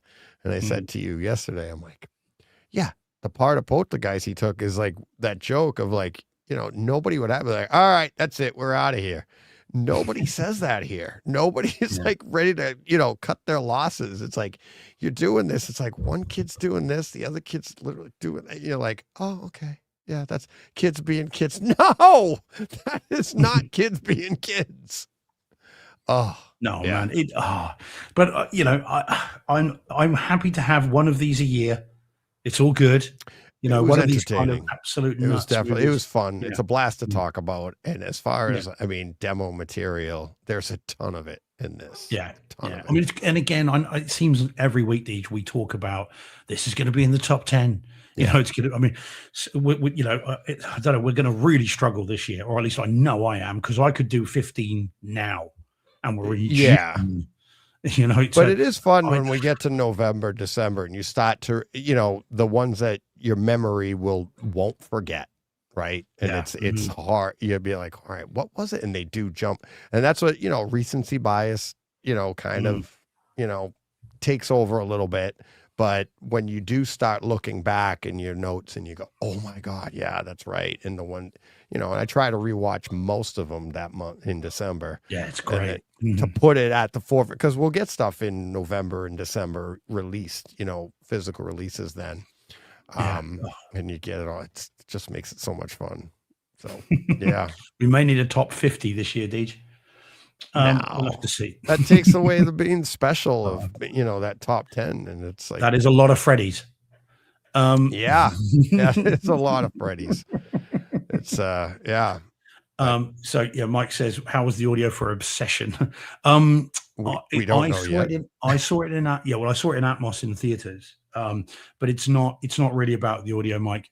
It's not, and neither is it really about the video either. It's in 4:3. It's not in widescreen. Obsession is all about the story, all about how it plays out, Mike. That's the opposite of The Mummy. Actually, funny enough, I would say. So that's the opposite of Lee Cronin. The Mummy is all, bang, crash, wallop, visuals, audio, all running together. Obsession strips away the explosions, the bang, crash, wallop. It strips away the flashy camera angles, and it leaves you with a dark, pitch black story that is riveting and horrible. But it's horrible in its verisimilitude and it's reality. Yeah, That's it's what realistic. makes it horrible. Yeah, it's a ridiculous premise of careful what you wish for. Yeah, But it, as we talked about it, but Obsession is its reality. That's what's so horrific about Obsession, and that's the direct opposite of The Mummy, which is look at how crazy this can be. They are diametrically opposed. Then you can't compare one to the other. So yeah, but go see it, get it, Obsession, Mike, as soon as you can. It's incredible, and be ready for very lengthy conversations afterwards with anyone who's either been through this or has experience of controlling coercive behavior, stalking, harassment, anything like that. Anyway, there we go. Sorry, sidetracked. No. That's you're touching on a subject, and Jordan has a comment here in the chat that makes me think of a question of so Jordan's saying in the chat, he's like, Devil Wears Prada 2 has the potential to be a great looking 4K release. Say what you will about the film, but it was visually gorgeous at times. And it made me, and while we were talking about Obsession, or you were talking about Obsession, is it a home theater experience and stuff like that? And we were just talking about Lee Cronin's The Mummy and the audio and how good that was, and then the video accompanying it and how it plays in. I find, let me ask you, and I'm not saying which is more important, but do you find that a movie could be visually stunning, but we're not as apt to put it in home theater, a top 10 home theater experience based on just video alone? Meaning, like, if it had just a stunning video, but the audio was like, okay, because it doesn't really play out to that, but it's like, okay, whatever. But if it's got amazing audio and the video is just, that can end up in the running. Do you see what I mean? Yeah, do you feel that way? Or? I think to be in the top 10, it's got to need have it all. Yeah. That's my view. Yeah, and I think that if it has one and not the other, it would just be forced out by all the other great stuff. If we were struggling for content, you'd have to put that in, but we're not even close. So I think that even though some of those, and I think if you looked at my top 15 from last year, not that I could remember them, but all of them, but there were definitely some between 10 and 15 that were like that, looked great or sounded great, but didn't have both, or looked great, sounded great, but I didn't like the movie, because we are so lucky you can have it all. Yeah. And then it just becomes a degrees of greatness, doesn't it? In terms of whether it's first or second, third. Because I think we said, the first 3 or 4 last year could be interchangeable. On any given day, they could be number one, and you can't criticize it. Sinners, F1, House of Dynamite, those movies, you'd think that I just remembered them. You wouldn't think that we just looked them up last night. Yeah. But any one of those could have been number one, because they were all good movies, looked great, sounded great. Yeah. So that's the thing. But that's how you get our top 10. But as far as demo material, do you find yourself seeing demo, like video material, and going, here, this is something you can show somebody to show off your display, right? Or do you find that it's more often demo material is audio based?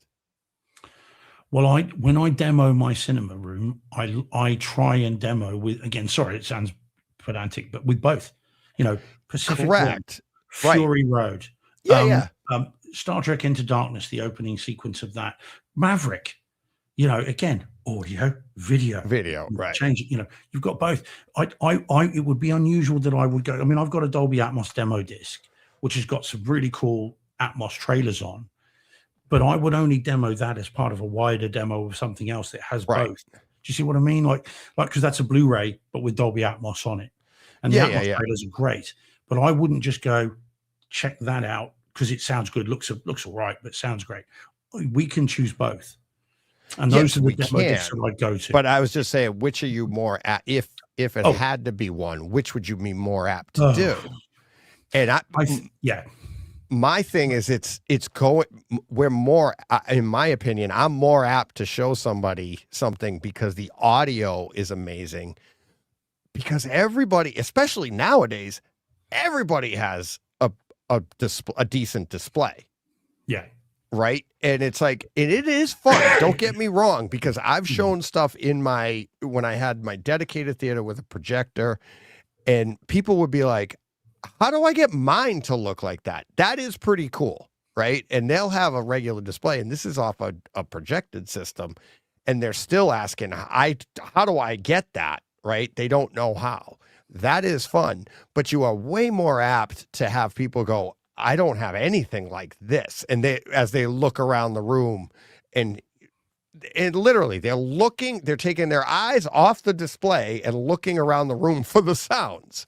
Right. And we've all seen it and experienced that in our rooms. So it's like it's just because it's not that one's more important than the other. I just think, especially nowadays, people are more apt to have a good display at home, but they don't necessarily have the surround sound system to show that off. So that's why we're more apt to really show off the audio. But then again, even if you've got a good display, it doesn't mean it's been calibrated properly. No, yeah, and that's why you kind of how right, exactly, and that's why you get the idea. Like, I've never seen it look like that.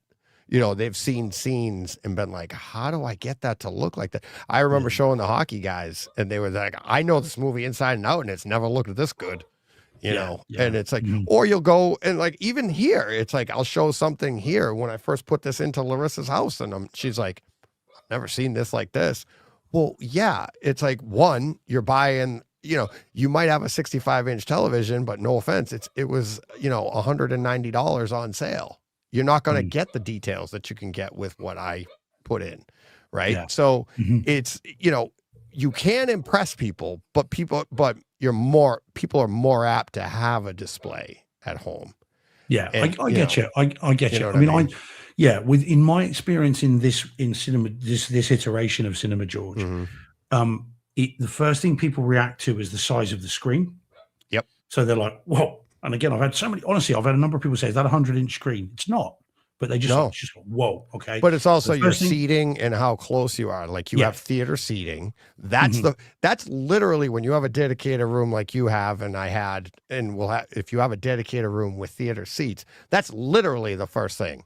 You walk in and it's like, I know with my theater with the projector in the back, it's like the way you walked in the room, people would go in and go, what the hell? This is in a house? You haven't even turned anything on yet. Right. Exactly. And it was like, that's impressive enough. And then to your point, now you sit down and turn it on and they're like, oh my God, you know, that's the thing. But I hear what you're saying. I think there is a tendency perhaps to then lean towards, well, let me see if I can blow your socks off with the audio. Right. Listen to the, but as I said, I might be missing the point of the question, but to me, we are lucky we can go with both. And so we can give them something they've never seen before, as well as something they've never heard before. And let me satiate Brandon and say, no, seriously, because you and I are sitting here talking about a dedicated theater. You don't need it. As a matter of fact, if you have a theater, and I remember doing this in my living room, I'm sure John has done this in his, when you have a living room home theater experience and you're listening to the show, you have a legit home theater in your living room, people will walk in and they might not notice. I know even John has probably experienced this. They don't notice the speakers around them. Right? They just walked in the house and there's John's kitchen. They notice a giant TV on the giant screen, 123, and they'll be like, oh my God, you got this. Then when you crank that bad boy up, and it's like, and I used to do it because I liked, even in my living room, I liked it discreet. Like the speakers would be mounted, but the wires were hidden and people wouldn't necessarily notice. They noticed the country decorations that Jen would have up, right? But they were in the couch and everything and a coffee table. But then you'd crank it up, and now where's that bass coming from? Now that's why they turn their head. They're like, where did that come from? They didn't notice the sound, the speakers behind them. So it's like, you don't need a dedicated room to do that. And sometimes it's even more fun without the dedicated room because they're sitting in a room that they didn't even notice all that stuff. They're just in a living room, and you're like, watch this scene. And you're like, the Star Cruiser's coming over your head, and you're like, what there's speakers on the ceiling in this house, what the hell? And it's like, that is so much fun. It is. Yep. No, I agree. So yeah, no, it's all kinds of fun to do that. It really is. Anyway, DJ, looking at the time, we need to get moving. But that's Lee Cronin's The Mummy. That was Cronin's The Mummy. All right, you ready to get to our next?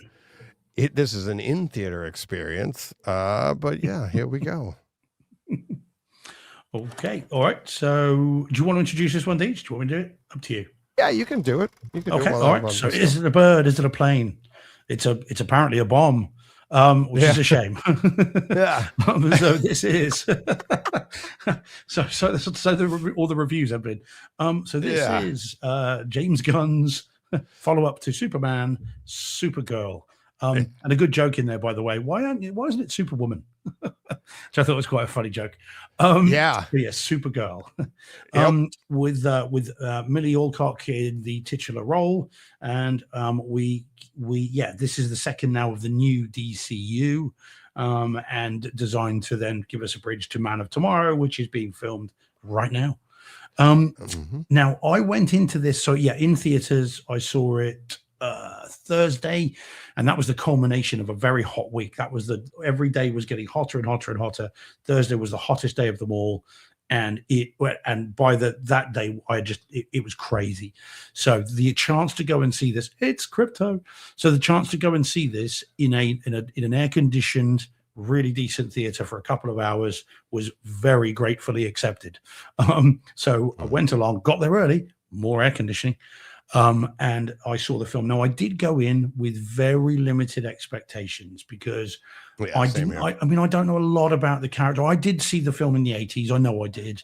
I never saw any of the CW stuff because I enjoyed it. I've seen none of those. I know Melissa Benoist is in it, and all my knowledge of it's come from Kevin Smith, because he was talking about it a lot. In fact, he directed a couple of them, didn't he? But I had never seen it, so I didn't know much about the character. Knew nothing about Lobo at all. Had never, other than Jason Momoa was in it. But I had lower expectations, and I thought I'll just see how it goes. If nothing else, a nice couple of hours in the aircon. And those expectations, I think, helped me because I really enjoyed it.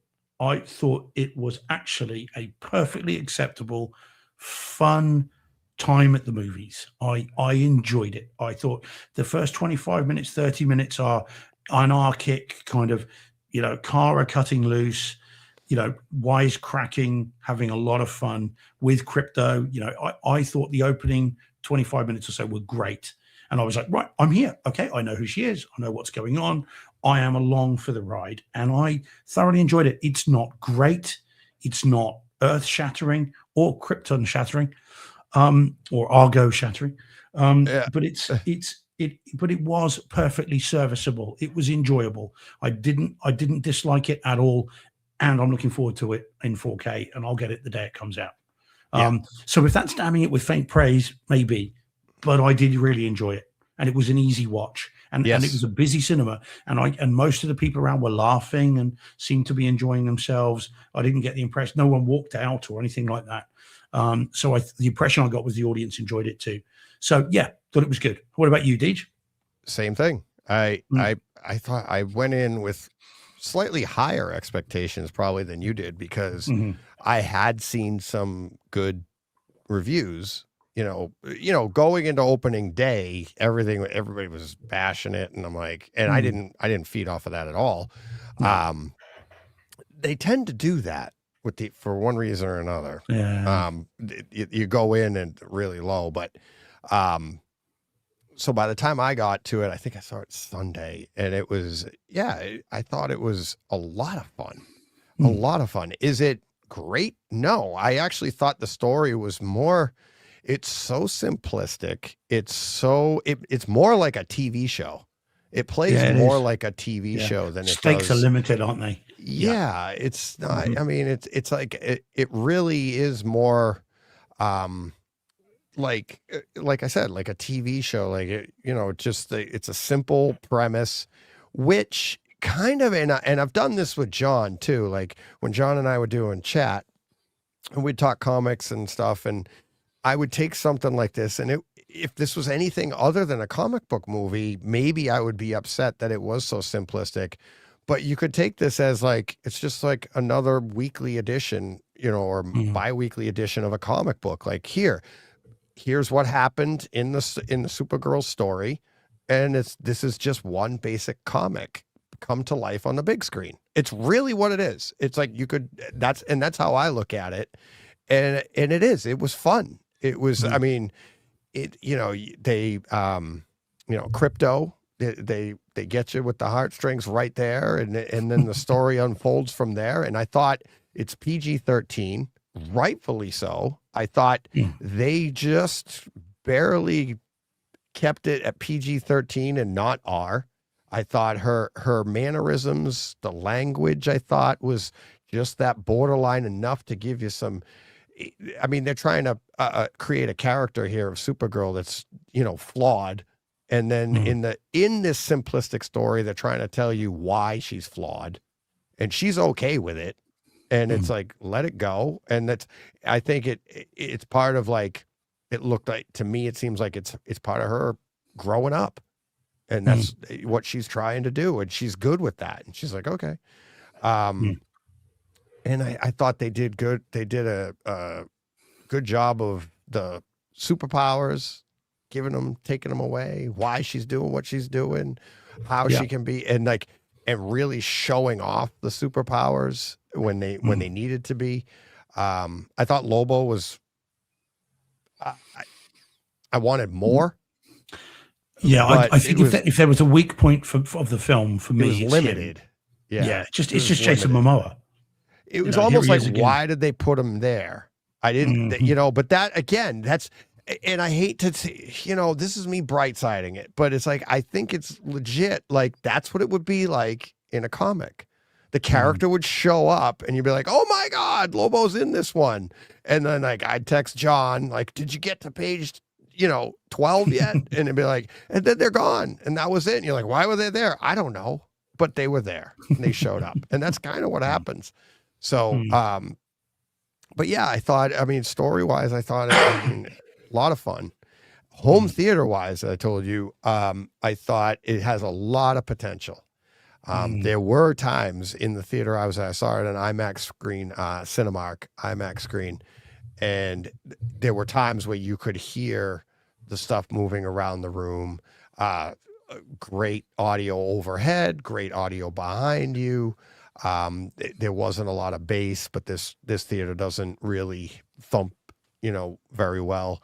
The projector in this theater was the black levels are tough. Like, I'd have to go back like 3 projectors to get the black it was really grayed out. Wasn't happy with it.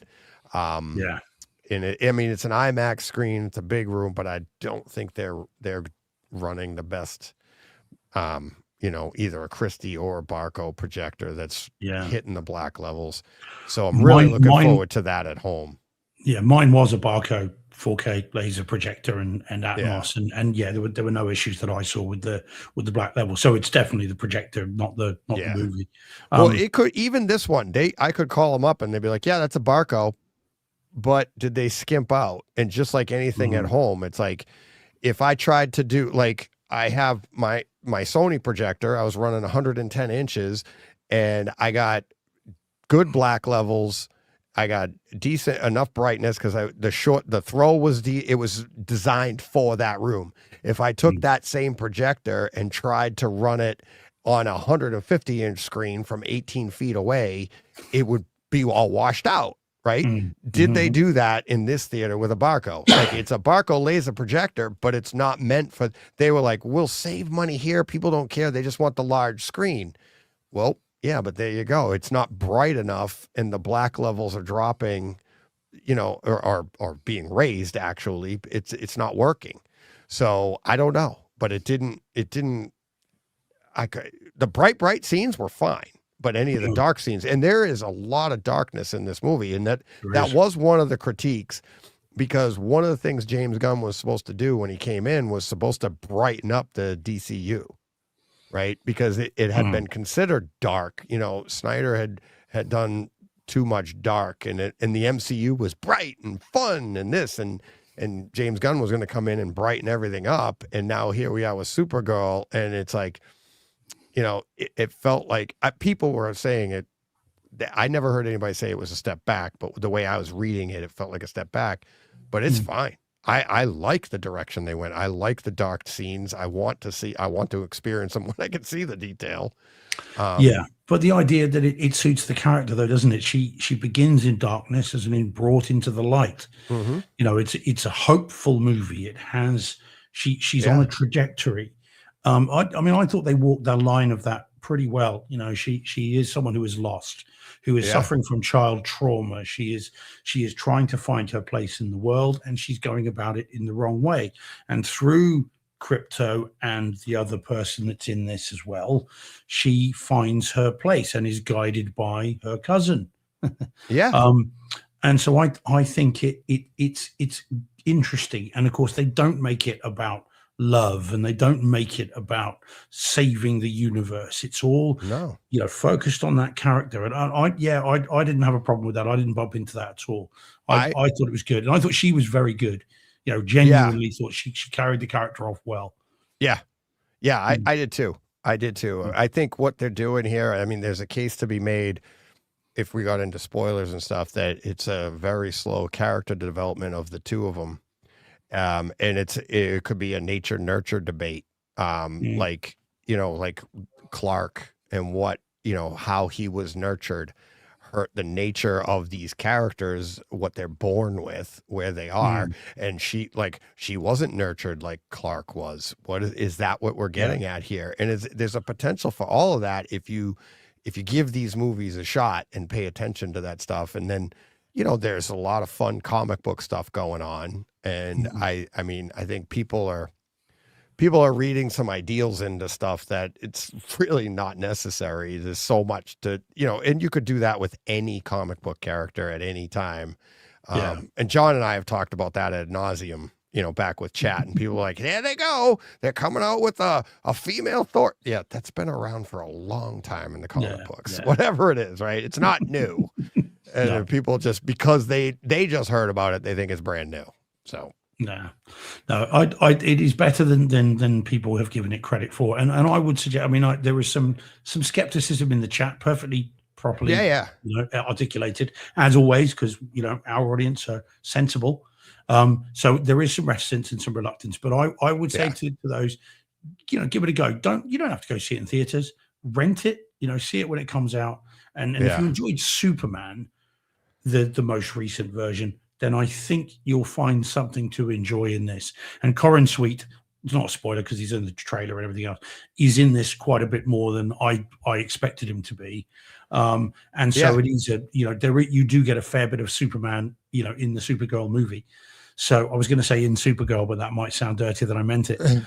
So there is a fair bit, you know, he is in it quite a bit. And I think it's worth seeing. Even if you don't like it, it's worth at least giving it a go. If you like Superman, if you hate the DC, you know, universe of the characters, don't bother. If you hated Superman, don't bother. But if you like it, then there is definitely there is a through line into this, you know, and I do, you know, I would say to see it. Mikey's in the chat, just says wait until home on Supergirl for me, which again, you know, fair play, you know, no problem with that at all. But it's worth seeing. I would say if you like the first, you know, the Superman that we got, it's better than people mostly, I think, are giving it credit for. So I think I'm like, if you're skeptical about it or have any, I would say see it, you know, stream it in 4K with Atmos. And then if you like it, you know, grab the physical version. That's fair enough. Because I think, you know, what I experienced, the stream is going to be way better, right? I mean, the stream is better than most theaters, even the audio. You know, if you factor in the audio isn't as dynamic as the physical, but it's still better, in my opinion, than what you get in the theater. So, Yeah, if you're skeptical about it, wait for the stream, rent it, or wait till it comes out on. It'll end up on HBO Max eventually, because being a DC property, and then just if you can get 4K with the Atmos, turn down the lights and crank it and let it go. Yeah, and I think people will enjoy it. Yeah, I agree. Yeah, fair play. Okay. Yeah. Right. All right. Alrighty then. All right. What would you like to do? Okay. Oh man, it's an embarrassment of riches, Deej. It really is. Yeah. All right, let's go back a bit then. If I can choose one now, then let's go back a bit. Can I have the one that's sort of orangey?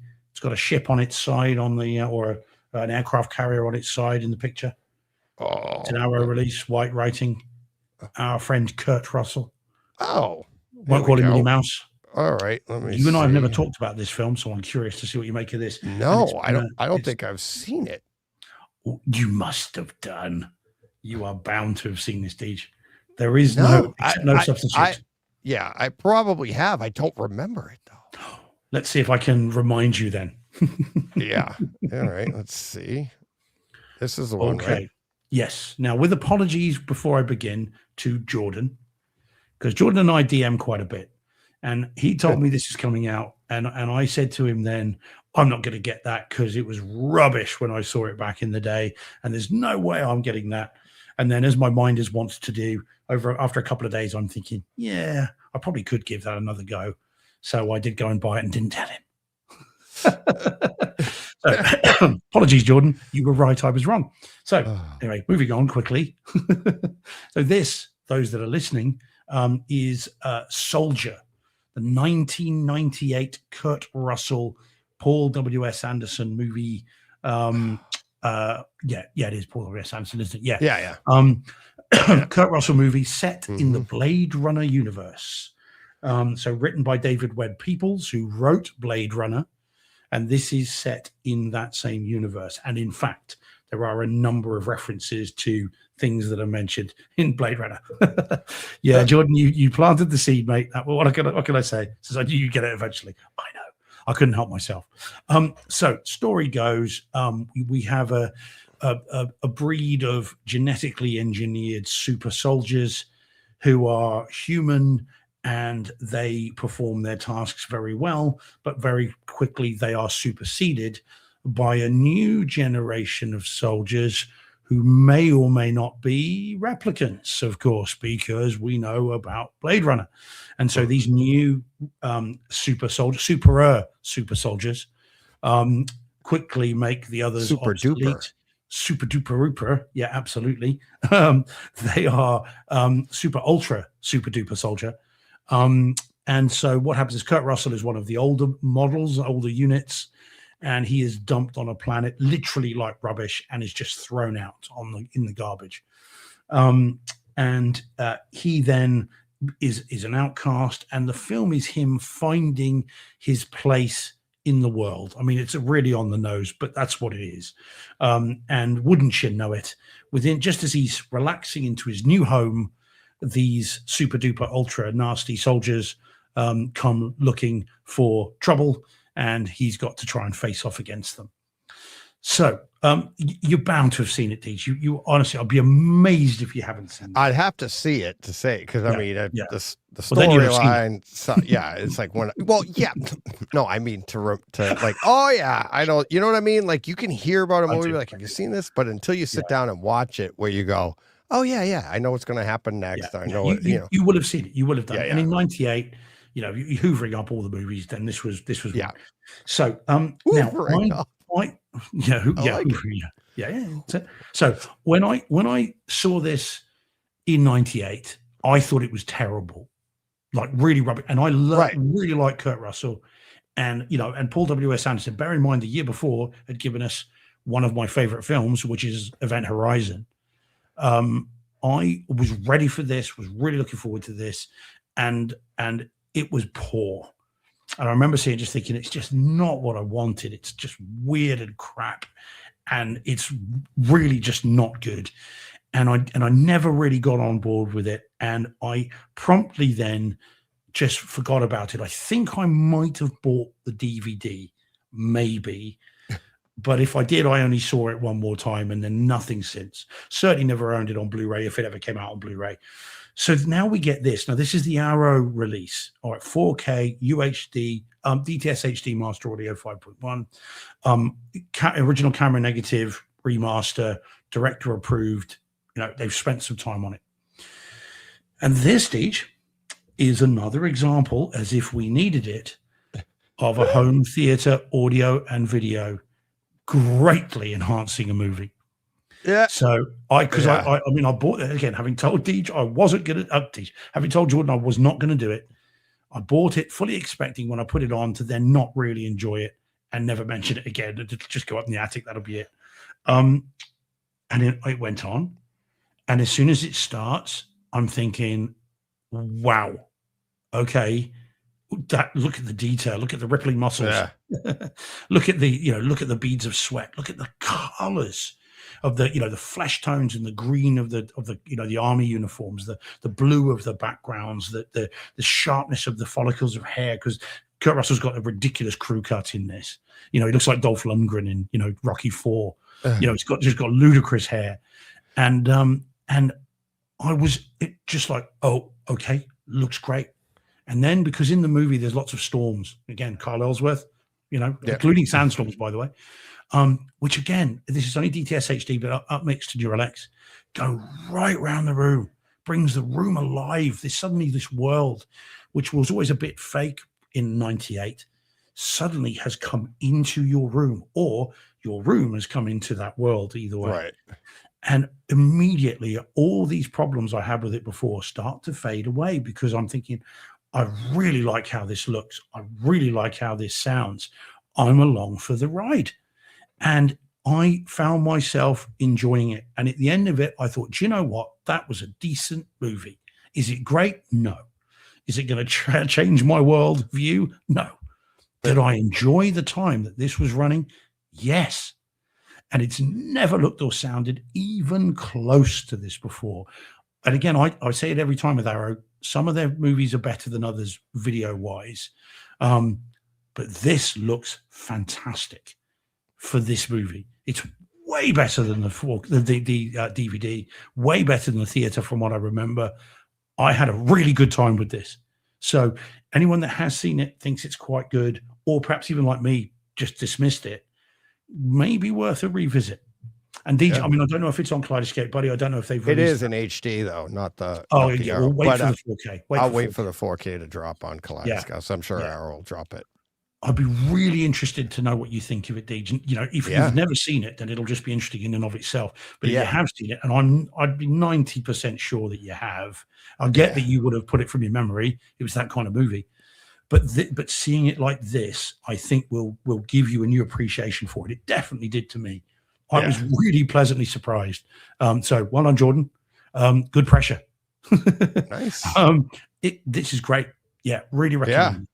All right, cool. Yeah, I'll I don't know if I'd buy it though on disc. I'll wait for the wait for Arrow Kaleidoscope. does just end up on Kaleidoscope, but because it won't be a cheap disc either. So I think don't fall over yourself to get it, but if you get a chance and it drops at the right price, go see it and let me know what you think. All righty. All right, where did that one go? Oh, there it is. There it is. All right, I have one from a few weeks ago. Ooh, yeah. I'm curious about this because this is not dropped here yet. Yeah, so we're looking for it. All right, well let me pull it up for the people watching and listening at wherever they are. So there we go. What'd I do? You're still there? Still good? Okay, am I there? Yeah. Why did it? Yeah, it sounded like it muted me. All right. So this is In the Gray. In the Gray, which is a Guy Ritchie movie with Jake Gyllenhaal, Henry Cavill, and Isa Gonzalez. And she's not in the poster. She's not in the but she is actually like the lead. Like the story is centric around her. Mm-hmm. And basically what it is like these two, like they're like the muscle. Okay. So like Jake Gyllenhaal and Henry Cavill's characters are the muscle that deals with what she takes care of. She has a special set of skills. Okay. Skills. Yeah. She has it's great skills. I'll be interested to see what you think of this, because there is some globe trotting in this movie, and I have a feeling you're gonna be like, "Hey, and that is a Guy Ritchie thing. He's gonna shoot it in Spain and tell you they're in South Africa or something, right?" Clearly got a house there. Yeah, it's a big backyard, and he shoots everything. Backs onto mine. But yeah, the story is super simple. It's kind of, I want to say, a little ridiculous at times. It's very formulaic, very you can see, what's going to happen. They literally, like, they plan it out. They tell you what's going to happen. This is what's going to happen. There is some fun stuff that you're like, there's so much planning at the end. You're like, oh yeah, they were doing that too. That's a good thing they prepped for that. So there's a little bit of that. I wasn't blown away by it by any stretch of the imagination. I kind of felt like this is like Guy Ritchie's shot at like a home theater experience. And it's not an Atmos, but there were times I thought it was. It's DTS Master Audio on, at least on Kaleidoscape anyways. It's, 4K Dolby Vision with DTS Master Audio 5.1 upmixed. And I thought it was entertaining. Not for a second was I disappointed that I watched the movie, but at any time was I like, oh my God, this is up there. I can't wait to talk about this. Or because literally, how long has this been in the queue, Steve? Like weeks. Yeah. Well, yeah. Right. Mm-hmm. And wasn't dying to tell everybody about it. But I will be interested to see what you think of it, because, I feel like, in my opinion, I feel like you're not going to like it. Really? I don't know. Yeah, because I enjoyed it. I had fun with it, but it is like, what is going on here? It's like, and I'm like, and I enjoyed it. So I feel like you'll be like, it was a little bit, formulaic. I mean, I really like Guy Ritchie. I absolutely love Cavill when he's working with Guy Ritchie. I was just thinking back then, when Jake you think of The Man Gyllenhaal. from Uncle, I mean, but you think of The Man from Uncle, you think of the Ministry of Ungentlemanly Warfare, which I loved. Cavill's never been better than in that. So he works well with Guy Ritchie. Covenant. Yeah, well, yeah. Was he in that? Was Cavill in the Covenant? No, but Gyllenhaal was. Oh yeah, okay, yeah. So so these two together. I'm looking forward to it. When you put it up, I went looking for it, and as Jordan says in the chat, it's not been released in the UK. It's not streaming. It's not come out yet. It'll hit Prime, I'm thinking, because that's what happened with some of the others. But it's based on a book. I just typed it into Amazon then just to see. This is what I was looking at, and it's based on a book. There's a paperback and a hardcover book. Yeah. So yeah, no, I'm looking forward to it. I'm hoping it's going to be good. Most of his movies I really like. The Covenant was just a particular problem because of its, I couldn't get my head around the locations. It just didn't fit for me. Yeah. That's my personal issues with the locations. Yeah. But that one there I had for home theater experience of the year. I had listed that. Really I loved what he did with that. And this one here it doesn't rise to that level. It's got some good action scenes, really good action scenes. It's well shot, as a Guy Ritchie movie is. It's fun. I just didn't feel like it was it.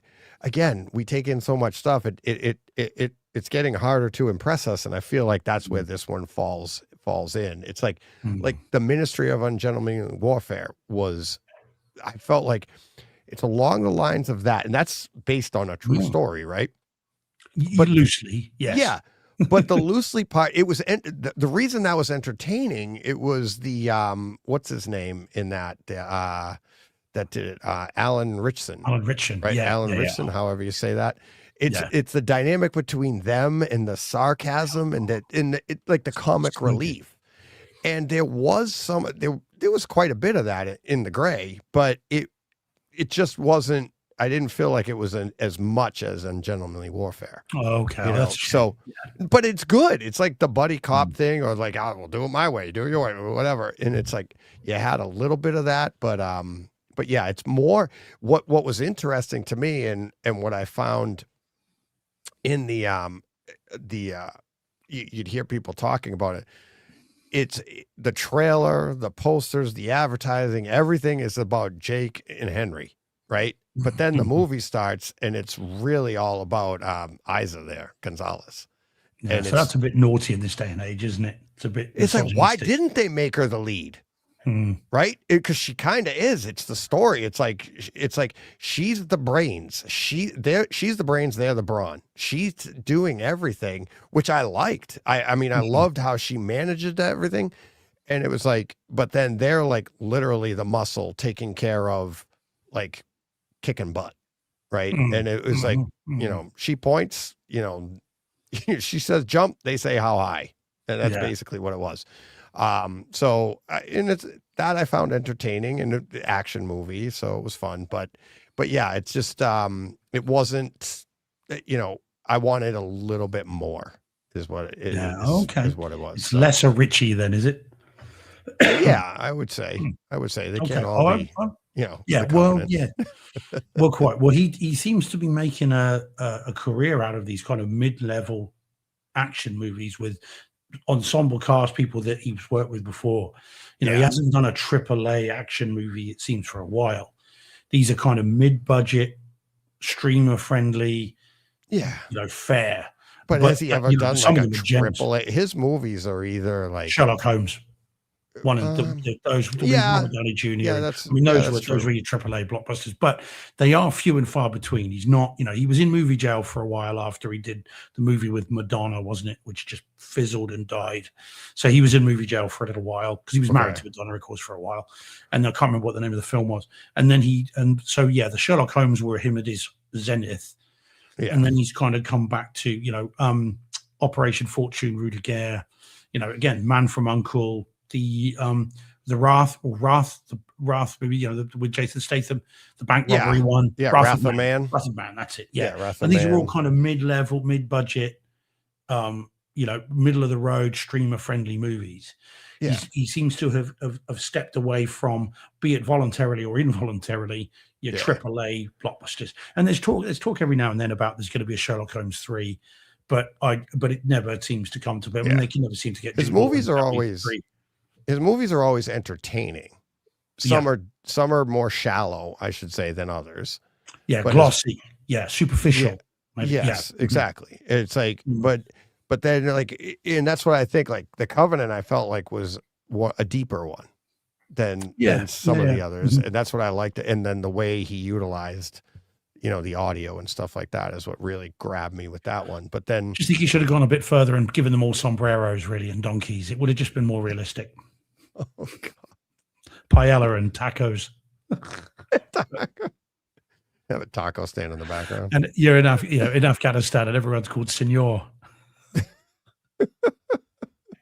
You're so brutal with that. No, you man, have your location and accents. Those are your two. Yeah, but that one in particular. Ben Kingsley's accent just wasn't right for the space character that he was. Oh, man, don't remind me. Light years away.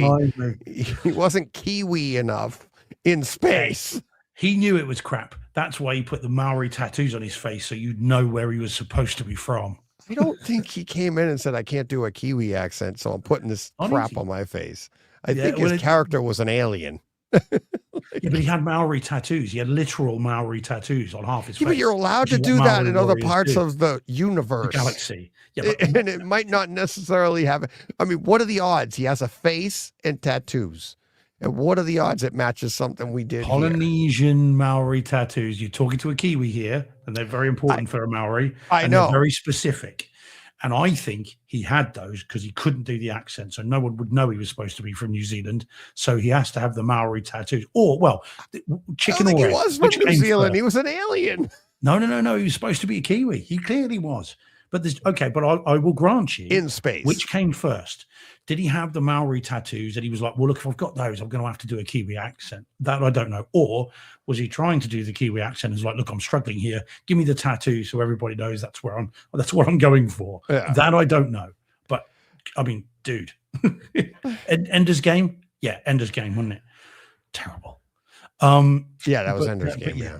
But the problem with the Covenant being Spain, again, I recognized it instantly. And again, I do maintain he could have filmed it in my back garden and it couldn't have been any more recognizable to me. And you can't film something in my back garden and say, now you're in Japan, because I know I'm not. It's my back garden. That's the problem with the Covenant for me. Right. And But you it's only can't, me. yeah, I you get- can't, you just can't get can't. beyond it. There's no disbelief. Right. You can't, yeah, suspension no, of- it's suspension of belief. Yeah. yeah, it's just gone. I No, just suspension know of it's- disbelief. Yeah. disbelief. Yeah, exactly. Because I can't, it's Yeah. as I said, I might as well have had my car parked outside, on camera. It would have been, Yeah. just as, difficult to convince me of Afghanistan. You're funny. I've The never whole forgotten it. movie ruined over that. And the movie I is know. so much more than the location that they shot the scene. And yet the beekeeper, No, why it was wasn't. that ruined for you?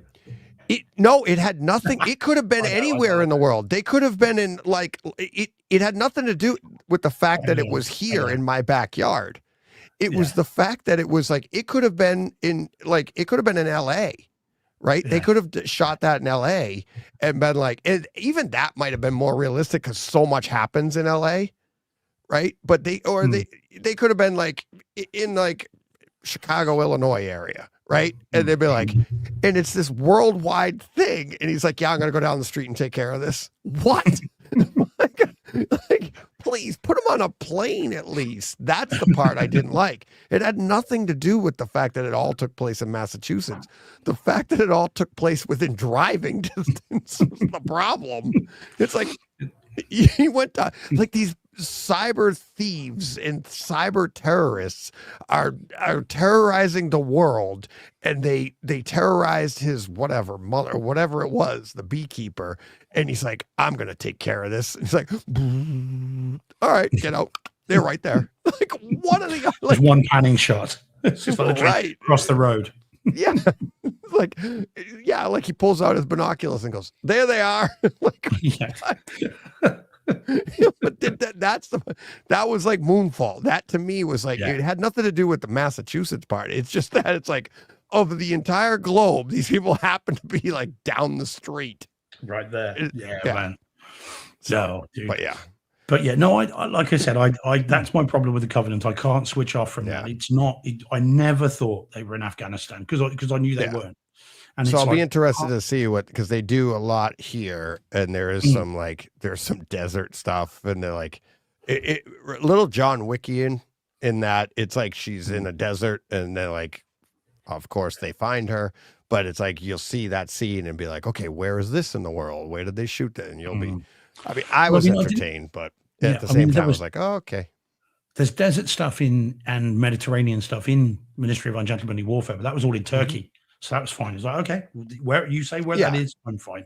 But when you shoot it in my ex-back garden, I can't let it go.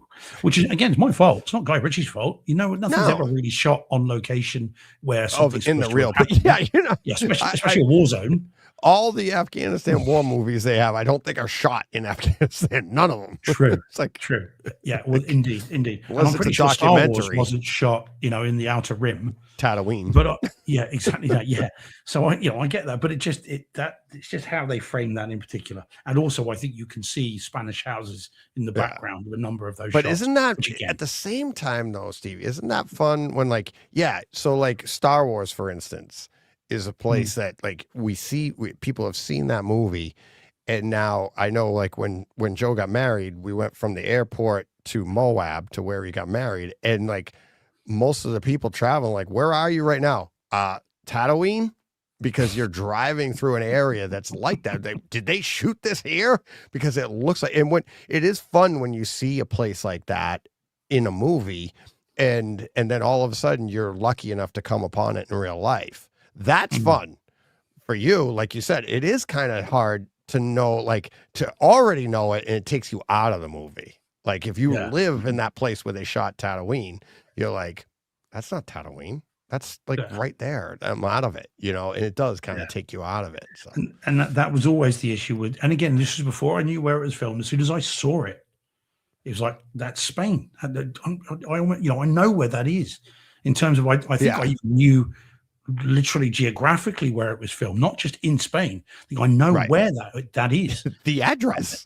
Well, it's the same with the Last Crusade. You know, the beach with where he pops the umbrella up and then it makes the birds fly. You know, that scene there, that was shot in Almeria in Spain. And again, I know where that is too. So when I see that, I'm taken out of that part of the film. I love the movie, but I'm taken out of that. Again, I know exactly where that beach is. I've walked on that beach. So that's but there it is. There it is. Never mind. We've been through this. Yeah, that's all right. But I will see this. I did go looking for it when you put it up because I thought, oh, maybe it's streaming somewhere. But I was excited to see it. Like when it dropped on Kaleidoscope, I was like, oh yeah, because I'd heard about it. I'd seen the trailers and stuff. I was like, it looks like a fun action movie. Just know going in that it is a fun action movie, but it's not what you think. It is, it's, not just them two doing their thing. It's like there's way more to it. And it's I have seen people be disappointed in that. I wasn't, but it's I'm looking forward to it. I'm genuine. I'm hoping it'll turn up on Amazon sooner rather than later, and I'll give it a go. Okay. Nice. Yeah, cool. All righty. Let me pull that down. There we go. All righty. That will do it. I will be back Thursday, I think. Thursday, 4 p.m. 4 p.m. Eastern time back on YouTube. I am hosting Andre from Kaleidoscape. And we're going to, go over the new K. And I want to talk to him about, as I said before, like last week, of what I'm excited about with it is like the future. And talk to him about like how long has this been in the plans from their perspective, see what he says, but also like get their perspective, get Andre's perspective, who's like, head of tech and everything over there. So what they think, he was part of the panel, but where they think like the future of home theater is going and like how we're getting away from resolution and more into bit rate and just, the larger file sizes. I think that's going to be an interesting part of home theater going forward, where we're like, this disc has this many gigabytes on it, right? And that's going to be, I think, and then because you can't see bit rate until you put the disc in. But if they start selling stuff and, if discs go in this direction and they come out with a larger disc file, or it's, maybe 2 discs or whatever, other people are going to start doing it. Because there is a noticeable difference. Believe it or not, there is a noticeable difference. Just like, as we said before, we were talking last week, 2K to 4K isn't as noticeable unless you add in the HDR, right? When you take away the HDR, it's almost imperceivable to say the 2K to 4K. So this is the new thing. I think they got, to be honest, and maybe it's something I'll see if Andre comes up with something. They need a catchier name, right? 4K HDR. We could say that, but how do we go to like higher bit rate? It's like, we already use super bit. So where do we go from there? They need a catchy, name for it. A bit better. A bit, yeah. That's not a big seller, because that's where everybody goes. Oh, it's just a bit better. Quite a bit better. Quite a bit better, yeah. So QBB, I'm getting the QBB 4K QBB. I'm patenting that. Yeah, there we go. You do that. I'm going to patent it. All right, that's it this week. So I will be back 4 p.m. on YouTube live for about an hour with Andre. So. Check that out. Be paying attention to the comments, see what we can do. And that will also go out if you're listening to the audio only of this, that will go out as the Takeover Tuesday for next week as well. So if you didn't catch the YouTube, you can catch the audio only next Tuesday. Or if you want to help out the show, you can just click on all, so we get the downloads and the views and stuff like that. Because I don't know why, because I'm telling the advertisers, I don't care. Just let me know what you thought. That's we don't say that a lot here, but all right, let's get Steve to bed. He's had a long day, and it wasn't made any shorter by me keeping him up late last night. So don't want to do the same to him now. So thank you to everybody in the chat. Thanks to all the patrons. Appreciate everything. Patreon.com/Brightside Home Theater to support the chat. Links are in the show notes. Till next time, you know what you got to do. Go push play. What he said. That's right. Oh, that's not right. There's the button. There it is. Okay.